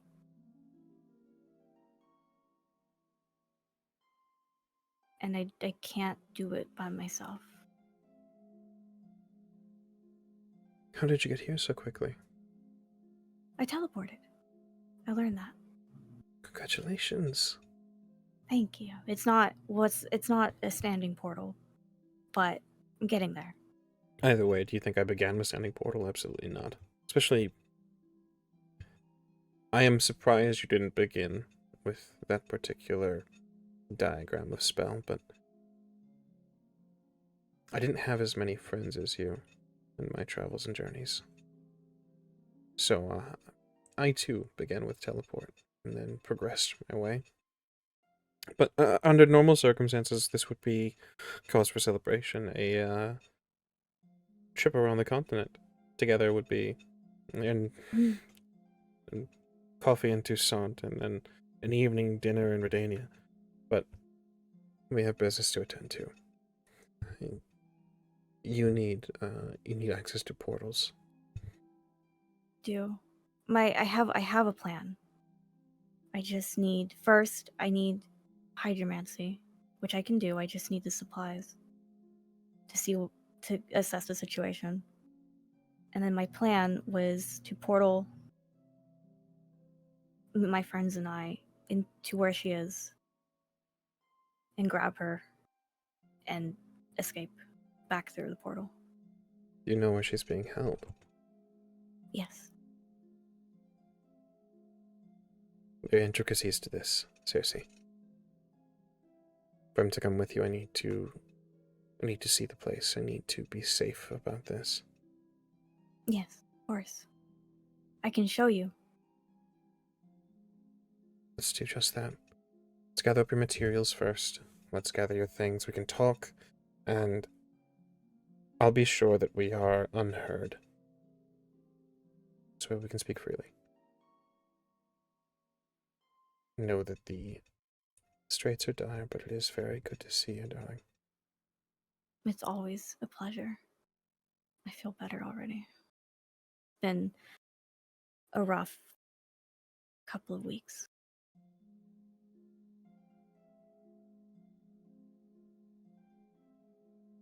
Let's walk and talk. And the two of you do. You convey your plan. Now, she has logistical questions. Mhm. Of course, which you've thought through. So if you kindly just lay out the beats of your plan, Cersei, just so that myself, your friends, and the viewers, of course, are all on the same page of what the plan is. Okay. The plan is to first teleport back to the campsite, have everyone meet, and then cast a portal to where Elodie is being held. Since we'll be hopefully catching the monsters by surprise, I should be able to freeze them before they can act, so they don't make noise. Grab Elodie, however she needs to be grabbed. If she's chained, deal with the chains. If her limbs haven't grown back, then just grab her and pop back through the portal.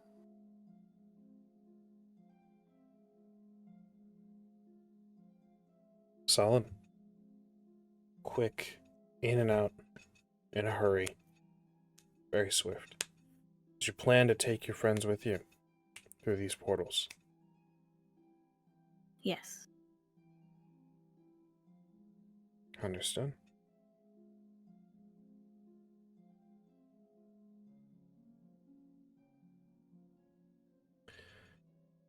So, Cersei, through this conversation, the logistics questions, of course, are the fact that she needs to see. She questions if you should go first and her following behind. That way she has a clean fix on the area. Hydromancy, she has access to. She'd be able to peer as well, though she's never met Elodie. So, in The Witcher 3, Triss used hydromancy, and both her and Geralt could see it. Mm-hmm. So, in game canon, anyone who's looking. In game canon. Which technically is what these books that we use for this are based off of. Let me check hydromancy. Yes, unless it specifies otherwise, I don't know.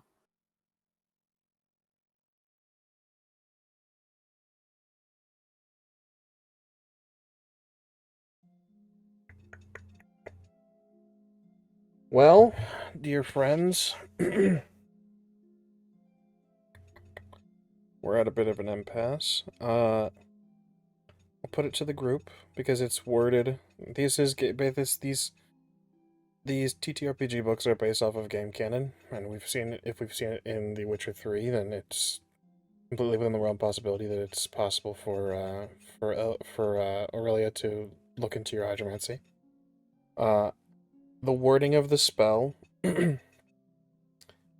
doesn't clarify and dictate only you. It just says hydromancy allows you to stare into a small body of water and glimpse an event that happened within the last 2 days or what is currently happening. It doesn't exclude, nor does it elaborate on anything like that. So I'll put it to you all. We've so far been treating it as if it's only available to Cersei. I was about to say. As well, there's a narrative growth in power that's certainly happened along the way, so who's to say that the spell can't have changed along the way? So I'll put it to all of you what you think might be fair. I like the character growth angle because I'm not gonna lie, because this has been done a few times in this game, as mentioned before, and I've even asked, can Ingrid see, and we've directly said no. So with the character growth, I say yes, because I think that fits. But The yeah. times it's also happened before, Cersei did the spell with just herself while we happened to be in the room. So, with character growth, if Cersei's like, alright, everybody, we're gonna do this thing, look into the bathtub of doom, we can do that. I think that would make sense, story-wise. Yeah, I'm here for it. Calamus has already said it once this session. Cersei is more than just enough. Her skills are extraordinary. I've gotta lean into that. Consensus has been reached. No devil's bargain is needed. Yay. Your power has grown, Cersei. Perhaps just through lack of possibility or lack of interest. Friends maybe just haven't seen it, or perhaps your powers have grown enough to show individuals with your hydromancy what you're viewing. But this is possible. Yay. Thank you. Thank you, friends. Thank you, friends. Yeah. Yeah. So, a plan is afoot. You grab food. No, we won't go full shopping episode, and you won't have to, Baldur's Gate 3 this and go through the bread and potatoes and fish heads and human arms for some reason. But you gather supplies and food. One thing I do need to question is if you grab wine. Yeah. Noted. Now, Calamus, you are not an alcoholic. This won't be a huge issue for you, but just for your narrative for later, when Cersei's having a glass of wine, there's probably some longing there later on. We'll see. With this, you may, of course, also resupply some of your components for rituals and spells, if you so choose, depending on what you need. Please. Have you peeked through this list by chance? I seem to recall you needing a lunar shard real bad. Yeah. Real bad. Should we Well, grab extra just in case? May I? we'll allow you. I'll tell you what, I'll leave it to the dice. What about Okay. 2 lunar shard? We're going to call this 1d6 divided by 2. Mm-hmm. And I'm inclined to let you guys roll. Let's see how your luck fares. Okay. Wait, all of us or just Cersei? Just Cersei. Okay. You said you guys, so I'm like, Okay. I got a 3. We are going to. I'm not entirely sure. Let me see. You want me to roll till I get an even number? No, you're good. Okay.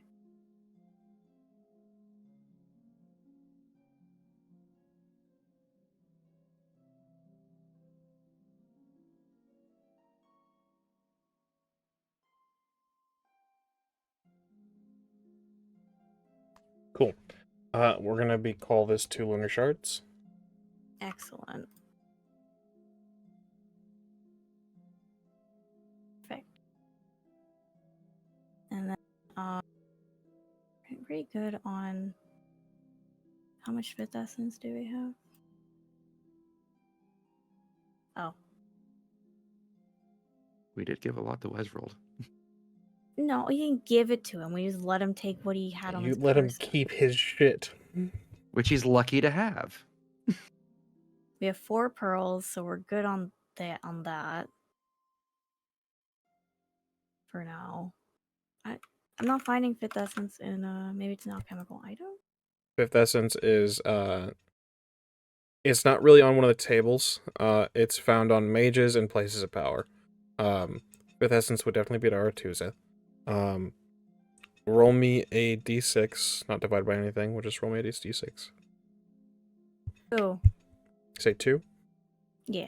2 units of fifth essence is what Arathusa can spare at the moment. Studies are still in full swing, and the mages have been scattering and using rituals to keep track of the contracts that are being hunted. Makes sense. That is okay. Alright. Well, I have everything I need to cast the ritual. Excellent. Is there anything that teleport requires that you didn't double check? Just out of curiosity. This is not me implying anything, I'm just actually curious.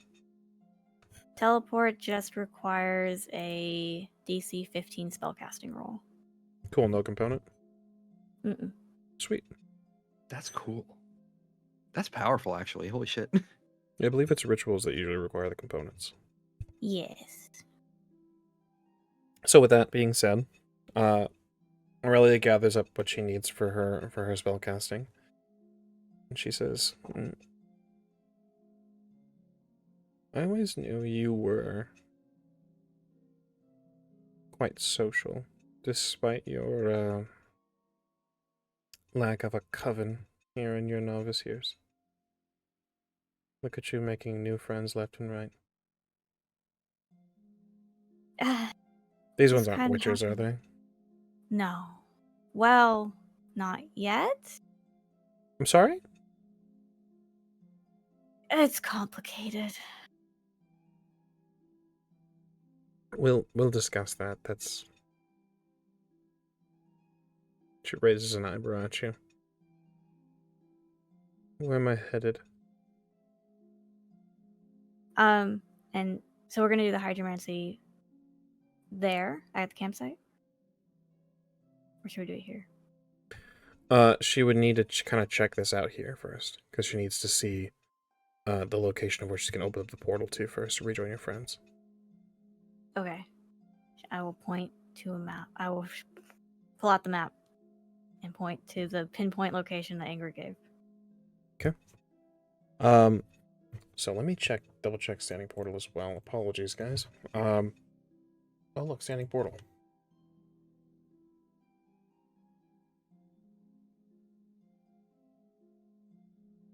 So, yeah, she needs to be able to recall this place. So, yeah, so hydromancy is going to need to be used to see this area and kind of get a feel for it first, and then she can open standing portal so the two of you can walk through. Okay. So I'll first use hydromancy on our friends. Excellent. Roll that spell casting or ritual casting, I should say. Yeah. They're different. Where is it? Oh, okay.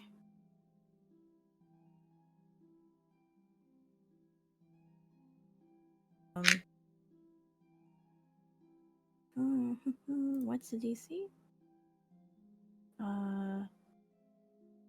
Raised by 3, so 18. Okay. Yeah, so that is a 16 plus 5, 19. No, more than that. 21. 21. Math. Doing great. 21. You peek through. You can see your friends. Friends, dear friends, kindly detail the plan you've come up with as you are now extracting the silver. So, What's Rogue Cersei went seeing? Rogue just went for it. Like, it was like, all right, yeah, I got my hammer, I got my sack to the cavern, and Question. started Hold on 1 second, Ingrid. Go ahead, continue, Rogue. just trying to hack at this vein of silver. That was my question. Do you want Ingrid to do that, or do you want Relg to do that? See, Rogue is just going for it. Like, he finally did it. He's Okay. worth something. He's worth something. He finally has done something alright that might help in the situation besides murdering someone. Which we're not going to get specifics because, you know, this is going to be used to murder someone, but this is something good that isn't murder for right now. Good I just job, want to make it very Relg. clear. Oh. We got halfway there, and Calamus was like, "The book!" and turned around and ran back to the cart, grabbed the book, and then came back. Noted. Ingrid, you had something. I'm sorry, the ADHD ate it. But Commonly happens. Rogue's just going for it. Oh, that's what it was. She's just gonna say, "This is an impressive find, Relg. This much silver can. Is there enough silver here to potentially make another sword?" Given time, yes. Given time, depending on how much time you guys have. We'll need to mark this on the map so we can come back here. Need to get it out of the mountain. Would you like help with that? Realizing that probably Ingrid, with a much better grasp of strength than Relk has. Yeah. And she's going We could to. just like go suck it out of the mountain, like maybe Cersei or some. Or Calamus we'll comes figure it running out. back in, Figure like it out. We'll huffing. figure it out. Melt it. That works. Ingrid. Yes. Melt the, because it's all up there. Melt it so it comes down here. Do we have something to catch it with, or are we just going to let it melt onto the ground first? We can scrape it off the stone. Okay, why don't we do this? There's several rocks around the area. We could make a barrier where we believe the melted silver will fall, so we could at least catch it in a more contained spot. It's all going to come out as beads anyway. We might as well just. As a note, at this point, Cersei, you're watching your friends kind of, Relg, happier than you've ever seen him, really, just smacking against walls with a hammer. You can see the silver, it's all kind of diluted. The focus is on your friends. Relg smacking something with a hammer, Calamus running in, pointing in the muffled speech of, like, melting it from the walls and the ceiling. And it just looks... It looks a little nuts. It looks a little insane. And sustaining hydromancy, of course, costs you stamina, so you're ready to just kind of let it go, and then Aurelia puts her hand on your shoulder and says, no, hold. I have to know where this goes. I love Aurelia so fucking I'm much. familiar with Ingrid. If I need to, I'll recast it. We can take a breather, but I have to know how this turns out. Fair enough. We've What's gone that full supposed to Yukon mean, Aurelia? Cornelius. What's that supposed to mean, Aurelia? Okay. I mean, I need to melt it anyway to make the arrowheads. So we Very melt well. it. It hits the ground. I need a win though, Ingrid. I need a win, so I'm just gonna. I have And Relk just kind of stands up, dusts off his pants, and is. I'm gonna wait outside. You let me know when the fire magic is done. Do you not want to watch? Oh, right. Yeah. You could, you could always try your luck again and see if you'll roll well with this high spirit. I would crush my own character. I'm gonna do it. He's gonna stand in the entrance. Okay. Excellent. Calamus, stand back. And then she's going to, once everybody's in a safe spot, and of course she's going to angle herself so that it's not going to drip on her, because that would be fucking terrible. She's just going to, make the sign for Igni, and at as much stamina as she can push into that, which is 7, she's going to cast Firestream. Excellent. Roll me your spell casting. And as this is happening, Relg, roll me your courage. Will and courage, please.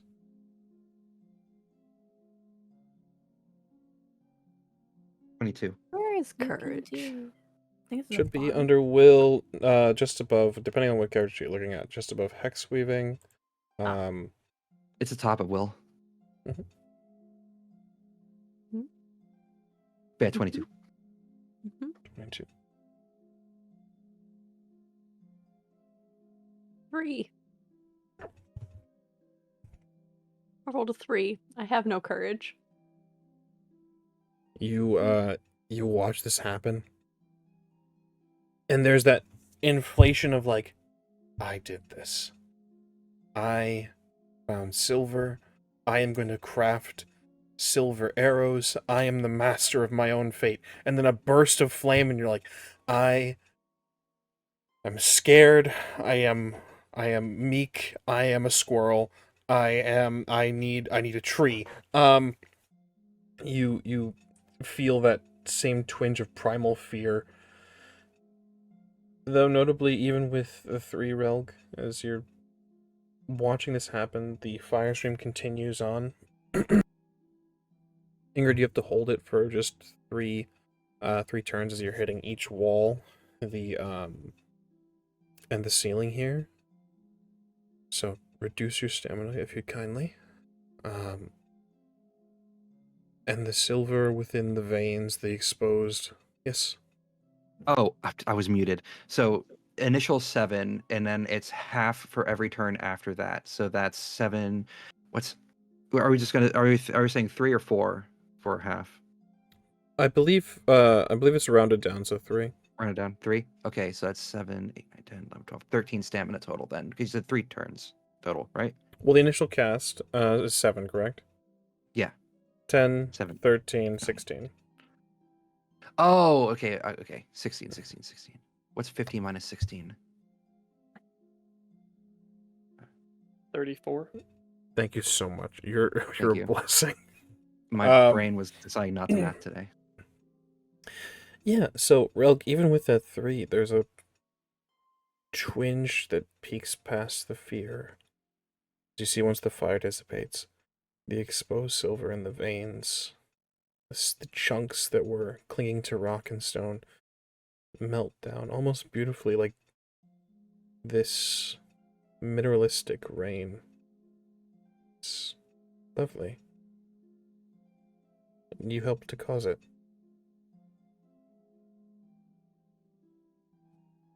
Calamus is just gonna walk up to Relg in this moment, kiss him on the forehead, and say, "Darling, you can say you are a criminal no longer. You are a very accomplished prospector." It's our retirement plan. There's just tears, like welling up in Rogue's eyes. He's like, Cersei, Aurelia has taken over hydromancy, and kind of looks as she lets it dissipate and says, I don't think we have pickaxes here, but should we try and find one just in case? I mean, I kind of feel bad. Maybe. They're, useful, and that was, I won't say well done, but it was unique. I don't know how they're going to. They're going to have to wait for it to cool as it kind of pools onto the. We'll see if we can find a few basins or something. Yeah. We should have brought a bucket. You, Cersei, you and Aurelia gather up some supplies. I'm gonna roll for something right quick. There are no fucking pickaxes at R2, so. Well. But there's heavier hammers, left by masons, and so you gather up some of that. You gather up some of the sturdy iron pots, as well as some copper. And when looked at by the novices and other sorcerers, even as Margarita kind of inquires Aurelia as what she's doing, and she says, "Darling, whatever the hell I please. These are mine now." And she departs, kind of leaving you to kind of like look between the two of them, the rectoress of Aretusa and Aurelia, who does whatever the hell she pleases. And I think Cersei would just be like, sorry, and just keep walking with her. Margarita kind of looks at you and just says, It's good to see you again, Cersei," and kind of continues down the hall. Excellent. So for the game master, I'm actually a little confused. Are we peeping in on Elodie here or at the campsite? The plan Aurelia was under the impression of was going back to the campsite, dropping this shit off with your friends, taking a breather, and kind of getting your guys' stamina back, and then Yeah. That way she's at least familiar with the location physically. That way you guys can rejoin very quickly. Yeah. Okay. So we'll do it there. We can find water. Excellent. Yeah. Water can be brought in water skins and such, just a matter of like packing a bag. Essentially, you guys are rocking 2 large backpacks, essentially, these leather satchels and such. Much as I can carry. You guys take a breather. You have some not hot tea, but it's warm as your friends are sort of kind of discussing Calamus, Ingrid, Relg. You kind of have to wait for the silver to cool as it so it can be picked up and put into a sack. Ingrid's just poking at it occasionally with her sword. Yeah, and then after a moment or two, Cersei, Aurelia, says, "Let's go meet your strange new friends." Cersei would just smile. I think you'll like them. They're intuitive. I think so too. And she, with a whisper and a wave of her hands, opens a portal, gestures you through. I will walk through. Calamus, Ingrid, Relg, a portal opens up at the mouth of the cave. This sort of aquamarine color and sort of swirling vortex, almost like a very clean lake, opens up here. And out steps Cersei with a sack and a sort of slung over her shoulder. Behind her, Cersei, if you'd kindly describe Aurelia in this moment, because this is a creation of yours, so take some narrative control. So Aurelia is tall, with dark skin and red hair. She has very sharply defined features and really kind eyes and a brighter smile. I would say the moment that Ingrid sees Aurelia arrive, she's just going to stride up and attempt to just hug her. She begins to speak as the portal closes behind her as you approach, and she says, "Very sorry. There's not really a lot of prospecting or mining done in..." Just you squeeze, Ingrid. It's good to see you. Thank you for coming. It's good to see you too, dear. Please put me down. Oh, yes, sorry. And then she's going to look to Cersei, and then she's going to smile and say, productive. And you notice there's a gash on her cheek now.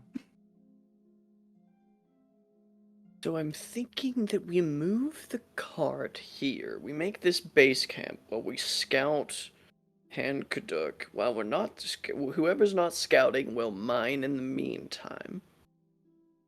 I know- believe what Calamus is saying is it's a pleasure to meet you. Yes. Everyone, this is my mentor, Aurelia. Charmed, I'm sure. Helmus will kind of straighten up and just kind of look her over for a minute. Like walk around her in a big circle. Pleasure to meet you.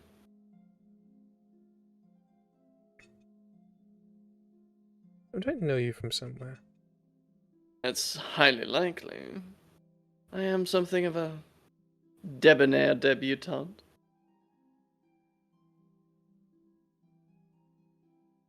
She looks you over.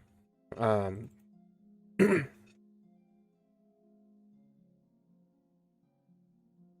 then glances over at Relg and looks back to you, Calamus, and says, "You ever been to, you ever journeyed through Gesso? Down into the further reaches of Nilfgaard?" It was some time ago, but I've been there. I believe I may have seen you play a song or two. Many songs have been played along the road for many an adoring crowd. Although I don't remember your face, but I do remember your demeanor. I think I remember marking you as distinctly unimpressed.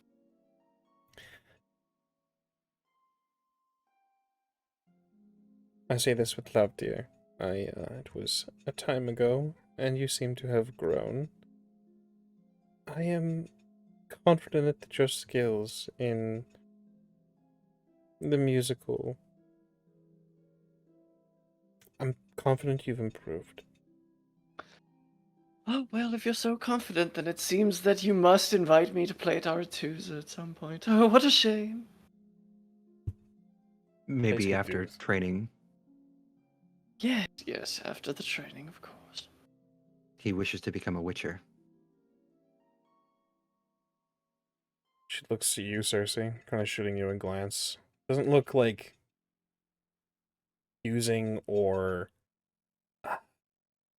disapproving or anything. It just looks inquisitive. Like she's like, what have you gotten yourself into? Little miscreant. She says, well, I wish you the best of luck, given that the training is quite arduous and the method is lost.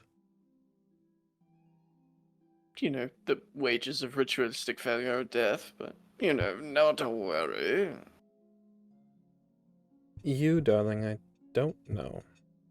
Don't believe I've ever had the pleasure in all my years. Just looking to you, Rilk.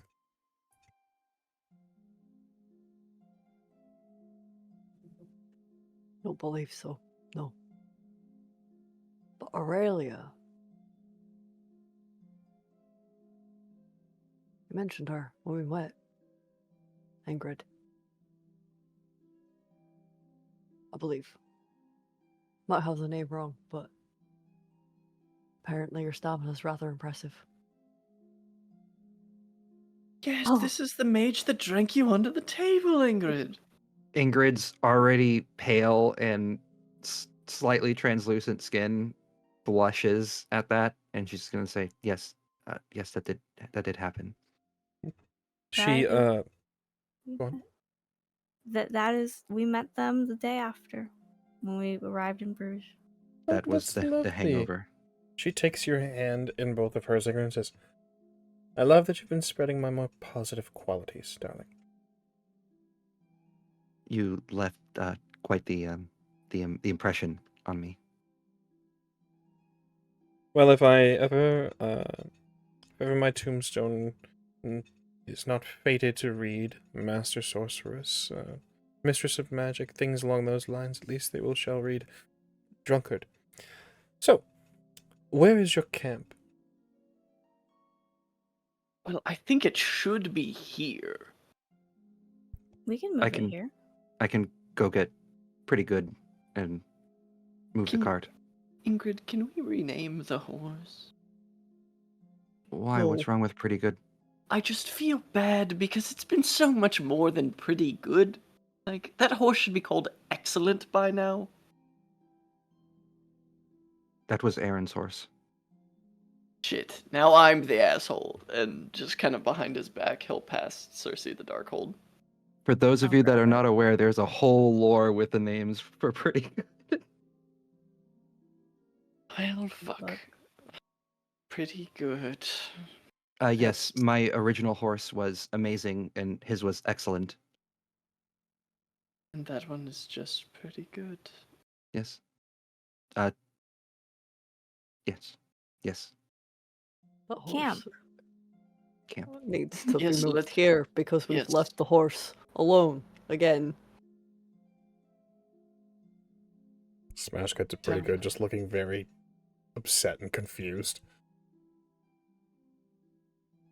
The But horse you, been through so much. the horse I am been through so much. I am so hungry. Can we eat something? Is there something Yes, I to brought eat food. now? Yes, we made sure Cersei explained to me some details of your new diet, so I packed a great deal of, was it hot, dry oats? Oh. Were you able to get the I like- mushrooms that I requested? A certain number of them, yes. I try to be very careful with people's dietary restrictions. Dry oats. Mmm, delicious. I'll go They make a home. hearty snack on the road. Hearty snack. No, please. Of all the tortures you could inflict on my mind, body, and spirit, hot, dry oats is by far the worst. Remember, I gave you due warning, and you chose this path. You didn't say anything about hot, dry oats. Aurelia loops her arm in yours, Cersei. A bit taller than you, and she leans down a bit and she says, "Your friends are interesting.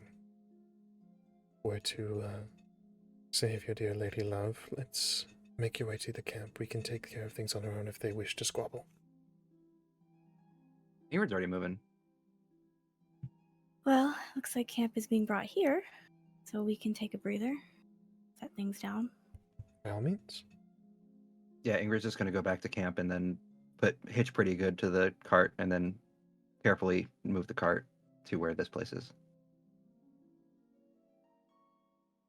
Understood. It's easily done. You move camp. Take some time to recover your stamina. All of you. Cersei, Ingrid. Thank God. I forgot to do that. Aurelia does so as well as she takes a wineskin and offers you some spiced wine, Cersei. Just a nip. I will take just a nip. She passes the wineskin around the group. Does anyone else imbibe? Raug does. Is Ingrid back yet, or? I would say so. In this moment, yes. She's going to look to Calamus, and she's going to say that you may have this one, but this is... Consider No. this a farewell. No, it's all right. And Calamus will just hold this wineskin up to his nose and smell it like he has smelled nothing before in his life. You snort the fumes. It's a any connoisseur of wine would be insulted by this, as you don't really allow it to aerate or from like let the fumes waft. You just kind of and yeah, you see Relg take a nip as well. And I mean, yeah, it smells lovely, Alamus. It's almost like a seasonal. It almost smells seasonal, where it smells of cinnamon, and there's got to be some sort of. There you can almost taste some sort of bite to it. It's just like a spice, like a little tickle on the tongue, but it's just the senses of smell and taste are so intricately tied together. It's beautiful, and in this moment, it's kind of your bane, Calamus. Calamus will just hand it over to Ingrid and look over to Aurelia.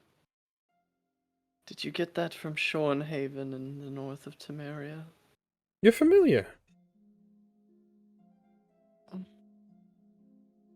He'll just grab a hammer and start busting rocks, trying to get silver. Ingrid, feeling kind of bad at this a little bit, is going to, in solidarity, not take a sip either. Lovely. Notably, yeah, Calamus, you've seen Relg take a sip, and it's just kind of a temptation of like, that's my man. I could kiss him, and then maybe by the transitive property, I could get a taste. No, that's weird. Rock. Smash out Well, the desires. To be fair, if wine is all we have, then drink wine by all means. Do not let yourself die because of it. But was drunking about being a drunkard. We did bring some water. Ash. You know, we did talk about our retirement plan being prospectors, so we're just working on that. it's also good for the arms, too. Well, I am going to see what how Elodie is. If anyone would like to join me. I would very much like to be able to. We can do that now. Yes. Do you need like a bowl or Yes, we have a Another- basin, a bowl in the cart, and then We have enough noticed water. your, I will take and grab that for you. And Rogue's gonna go grab the bowl and kind of like shove things back in drawers. doing your best to put things back where they were. Yeah. Aurelia conveys to all of you. In order to find our way here, we had to take a peek at you. Sorry to invade privacy, but we brought some things that might assist with your efforts here. Cast iron pots and copper rods and such. You know, I didn't ask, and I really should have. Because, and this is for future reference, did Ingrid's medallion vibrate at all when we were being spied on? No. Fuck. I guess in that. A mage has to be present. Oh, fuck. In that moment, Ingrid is just like thinking, oh shit, we could. I thought I could sense that maybe. I guess not. Oh, fuck. Okay. So, you gather around Calamus. Are you continuing to work, or are you going to peek in on hydromancy as well?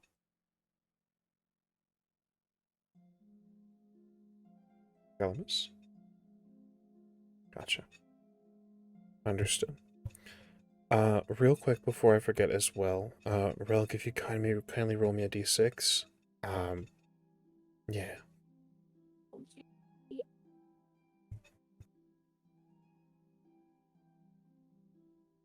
Ooh. 2. Excellent. Cersei, Mm-hmm. hydromancy. Yes, ritual crafting. That's a base 16.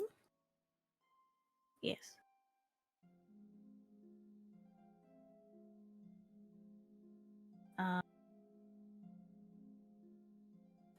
Another 5, so another 21. I'm learning. Excellent.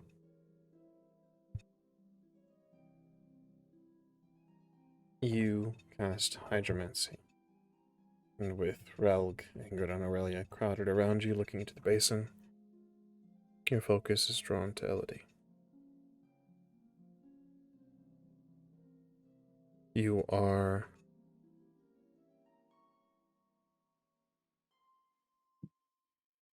pleased to find her whole. As pleased to see that she is still chained to the wall.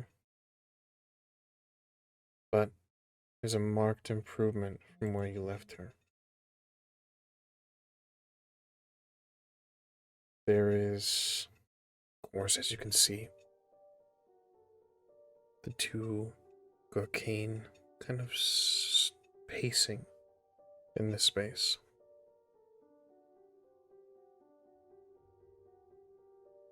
No one is with her, but she looks weak. Dizzy, almost.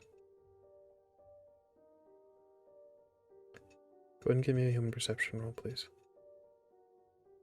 All who are looking may do the same. Rogue's also looking at the chains that she has on, see what kind of like lock it's got. Get a better idea of how long it's gonna take to pick those. Understood. Then in your case, Relg, an awareness roll in addition to this.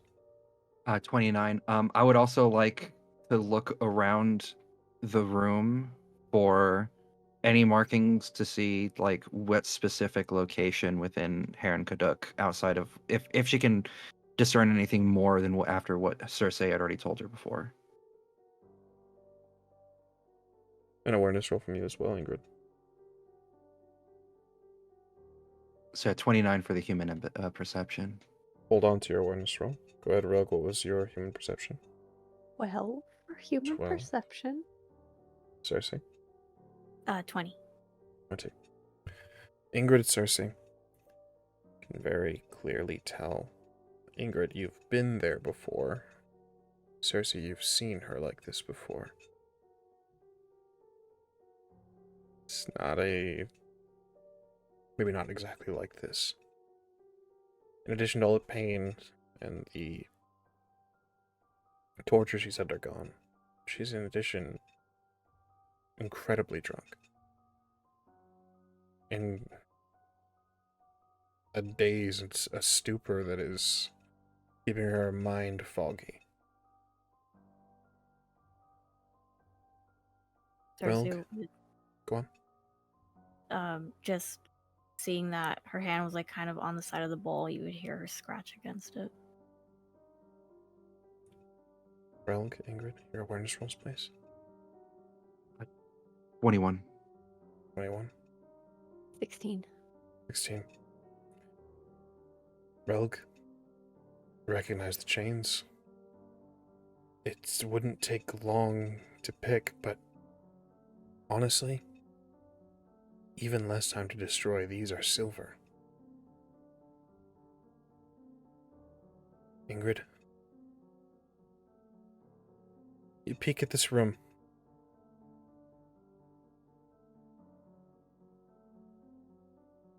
Clarity comes to you.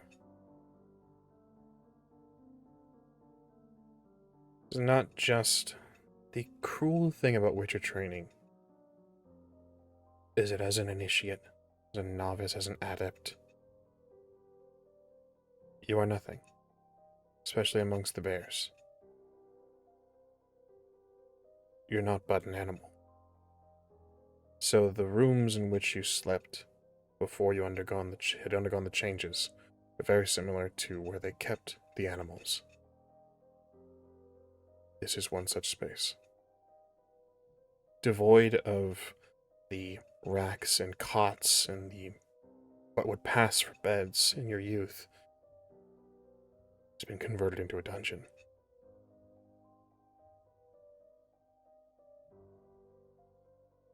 I know where she is. Exactly. She's in the pens. It's not supposed to be exactly like that. Cersei, are you holding up hydromancy? It's what, 1 stamina for me to keep it up. So I'll hold on to it for another round. Can see the Garcanes look behind, near where Elodie would be facing. As Renwick walks in, dragging someone by the wrist, holding a simple wooden bowl.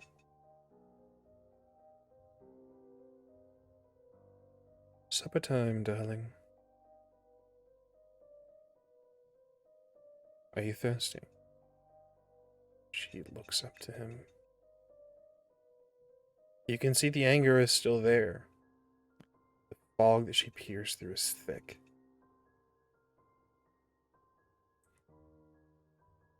She begins to speak and she says, "Shh. I know what you need." As his claws elongate, you can hear the person begin to scream, begging, "No, please," as he cuts the throat and spills the blood into the bowl. He holds by the hair as his claws retract, forcing it out. Simple as juicing an orange. He drops. What's left of the bowl is filled, and the Garcane take to this now deceased man. He brings the bowl to her lips. She tries to move. He grabs her from underneath her chin.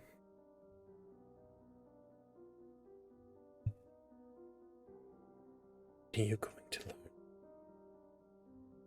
It's just better. Do as I say. forces the bowl, spilling blood onto her cheeks, her chin, that splashes against her face as he pinches the jaw and forces her mouth to open.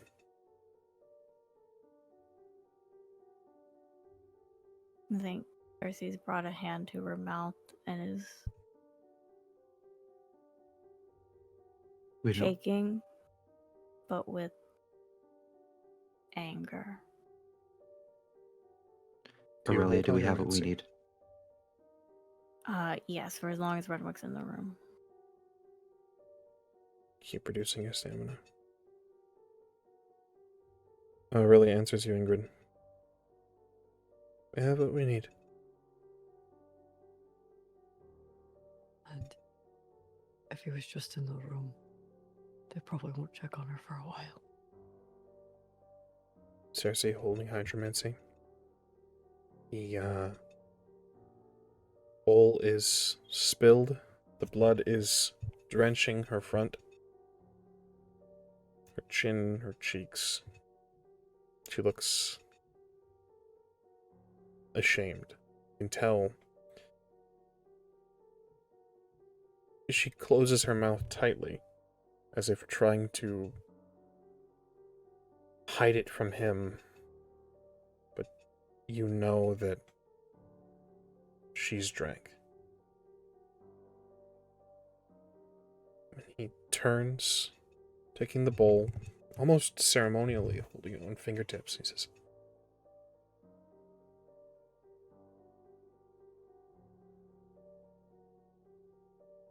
"See you in a few hours. Your next feeding will hopefully taste quite a bit better, and then you won't get so fucking much on you. This is unbecoming, darling." He strides out of the room. The arcane continue to tear into the deceased man. I think Cersei would almost forget to pull away. But then after a moment she would. He's gone. We can go now. And they're feeding. We can take them by Sure. surprise. Extra layer. Distraction. Ingrid stands, pulling out Fate. Do you drop hydromancy, Cersei? Yes. The last vision that you see, as you expend one last point of stamina, and it fades, is Elodie staring at the corpse being torn into by the arcane. She weeps, and a continued stream of "I'm sorry."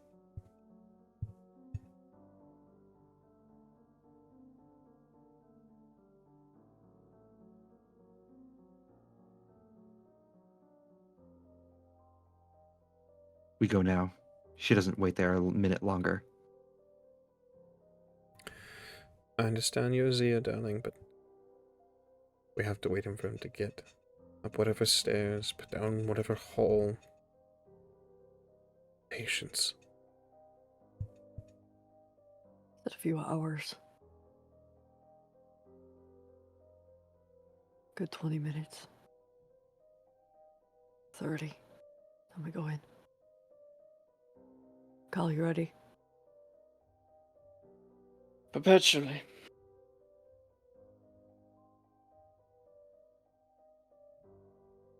Be prepared to use that sword.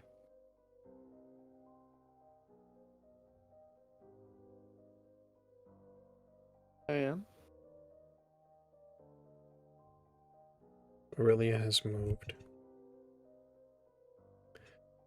Moving the basin, kneeling across from you, Cersei, taking both your hands. She just presses her forehead against yours.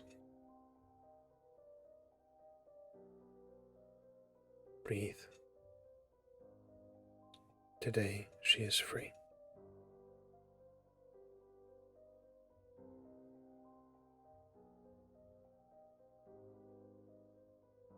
Today, this ends.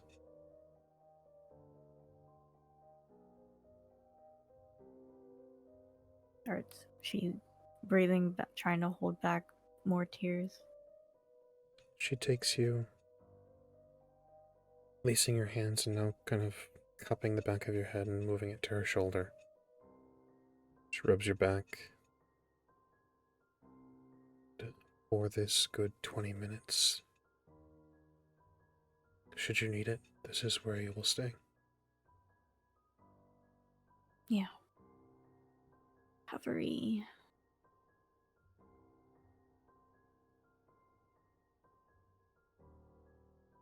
Calamus, Ingrid, Relg. You wait. You may, of course, prepare. Should you wish to gather anything, wish to last minute. Ingrid, I think is ready because we said we're waiting 20 minutes. 20 to 30. If we're waiting 30 minutes, I can make something. But let me see. If we're gonna wait 30 minutes, let's wait 30 minutes then, and I can make a vampire oil. Hell yeah. Actually, no. I can make a vampire oil in 15 minutes. I can make 2 in 30 then. Given how hot we heated the silver up to, would some of it still be pretty molten? Or Wood? Especially in Rug's a start? cave system, that would be kind of there's an opening, Basically so made like a giant crucible, kind yeah, of. in Yeah, a sense, yeah. yes. There's Okay, an sweet. opening for the heat to escape, but it's not exactly, especially with molten steel on the or molten silver on the bottom. It's not exactly cooling quickly. Gonna not have the best like arrows, but at least some of the throwing knives Rogue's gonna try and coat in some of the silver. I know it's not gonna stick too well, but at least it's something. And hey, if it fine. frags, that means there's pieces of silver in monsters, and that's their problem, not Rogue's. Actually, that's kind of cool. Roll me a craft roll. Craft and crafting. Oh my god, that's a 10. While That's that's happening, Circe, do we have at least 2 things of Aether, 4 things of Soul, SOL, and 2 things of Fulgur? No. I don't have. We have 3 things of soul. Okay. 19 of fulgur. Any Aether? 29 units of aether. Okay, I can make. So what we're missing is the Soul. Then for. Yes. I can make 1 then. That was the requirements for making 2. So I'll just make, with permission, I'll make 1 vampire oil. Go for it.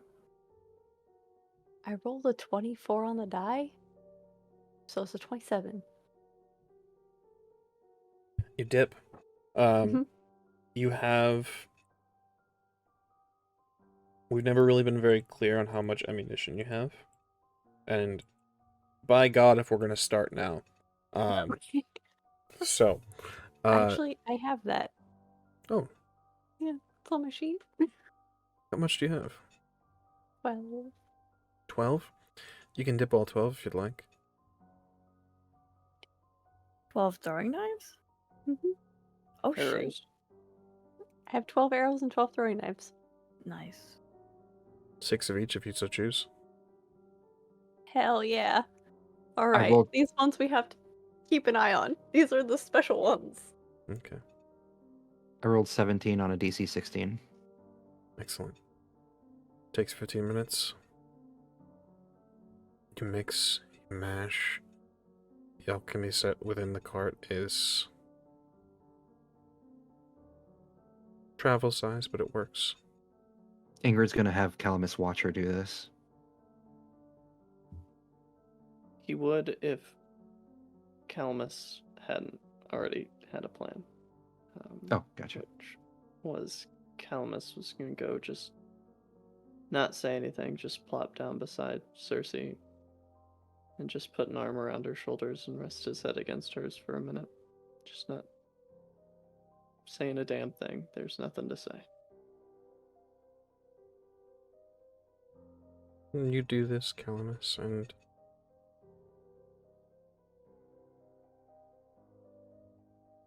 Aurelia makes space for you. Gathering You get in here too. So put his other arm around Aurelia. She gathers you up in her other arm and doesn't speak. Just cradles the two of you. Ingrid makes the vampire oil. Relg, you dip your daggers and arrows. After time passes, Relg, Ingrid, you gather next to Cersei, Calamus, and Aurelia. As we're waiting for the portal, Ingrid's already applying the oil to Fate.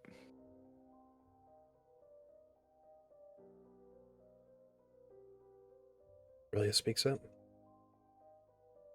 It's time, dear. Cersei will straighten up and wipe her face again. Okay.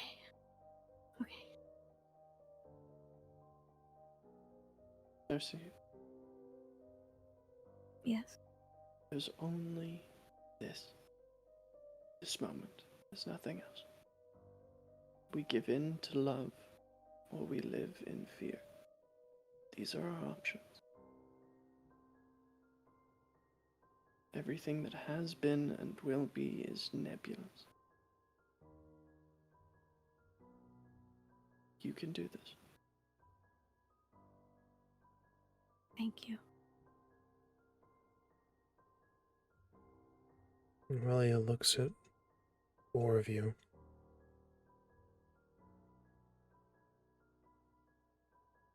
Exhales, simply turns toward the mouth of the cave.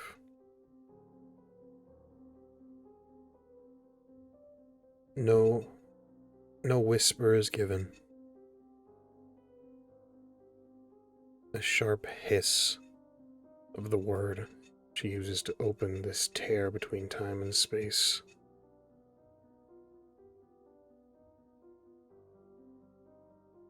A wave of her hand, sort of aquamarine portal, opens up once more.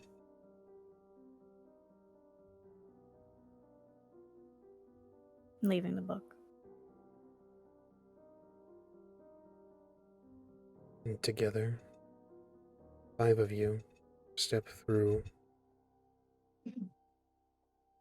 into Haran Kaduk. And that is where we'll close tonight's session. Well done, everyone. Well done. Into the thick of it. Into the bowels of the monster. Very well done. Well, we'll see how things go next Monday. Mm-hmm. It's gonna be fine. Go wrong. So smooth. Like It's gonna butter. go so Nothing good. can go wrong. You guys are gonna do great. We of Silver course cake here. thank you for being here, to all of you, and thank all of you viewers who have been watching alongside of us. We are getting very close to the end of this season, and shit's getting crazy. Shit's getting wild. I will change the logo on this overlay because I forgot to. That's my B. But yeah, let's go around the room. Say hi to everyone. Tell everyone where they can find you. Let's begin with our debonair debutante, Calamus. Hello. As it has been said, I have been this evening the debonair debutante Calamus Acros. But on my day-to-day, I'm Avery. You can find me at Golden Gwydion on all of the social media platforms. I am a community ambassador for the Rolling Nomads. thank you so much for being here for our 1-year anniversary episode. Thank you so much, Calamus. It's been a pleasure to have you. To another year. Cersei. Hello, hi, I'm Luna, or Druid by Night. You can find me at Druid by Night on all those things, including here on Twitch, where I stream. Tonight I have been Cersei Aveline, who is going through it, but there's hell to pay, so. Indeed, there will be, and it's about time we get Elodie back. I think we'll see how this goes. Ingrid, if you'd kindly. Oh, hi. Yes, that's me. Hi, I am Azure or Rachel. I am the creative director here on Rolling Nomads. I play in a bunch of games and I do stuff. Yeah. I've been Ingrid of Sintra, and this is gonna be a homecoming, and hopefully a very safe rescue. Absolutely. I mean, you guys have a plan. This should be fine. Everything should be fine. So you get her and get out. It'll It's be easy. great. Portal's right there. We just go through, grab Elodie, and get the fuck out. Yeah, you guys already completed steps 1 and 2. It's steps Yeah. 3 through 5 that need to be completed. That's all. And make sure it all. stays steps 3 through 5. Yeah, Yeah, No more extra that's steps. important. Yeah. No more steps. absolutely. And last but certainly not least, Relg. Hi. Today I have been Relg, everyone's favorite criminal and maybe prospector. It's looking like a much safer career in the future. But normally I'm as I was on the social medias because I think I'm funny. And thank you all for letting us join this wonderful game. And congratulations on a whole year of it. A whole year, and again, here's to another. Wild. We're so blessed to have you both. Like we said in the beginning, we know it's been less than a year for the two of you, but I truly could not imagine it without the two of you. You guys are, all of you, wonderful. It's been a wonderful year doing this. As I said, we're coming up to the close of this season, so yeah, here's to more. And of course, thank all of you again for watching, all of you who've stuck with us for the year. We really appreciate it. And even if you're catching up on YouTube, hell, we appreciate you, even if you've just been binging, or if it's taken you 4 months, 6 months, a year. God bless. Into our spiel, we of course have been the Rolling Nomads. We've been the Rolling Nomads. You can find us right here on twitch.tv/Rolling Nomads, where we do all of our actual play things, all of our stuff, our tabletop stuff, as well as Azure Storytelling Studio. You can find these episodes on YouTube 4 days after they air on Twitch, over on youtube.com/Rolling Nomads. As well, you can keep up to date with us on our Twitter and our Blue Sky. That is @_Rolling Nomads and @Rolling Nomads respectively. That's where you'll find news of our cancellations, our late starts, our new show announcements, all that good stuff. You should stay tuned to those because we have a Vampire Chronicle cooking very, very soon by none other than Huddy von Schland. Very, very excited. And everyone here is I'm sure eager as well. I'm floundering, guys. But yeah. So stick close to our Twitter, stick close to our Blue Sky. You'll see those lovely announcements.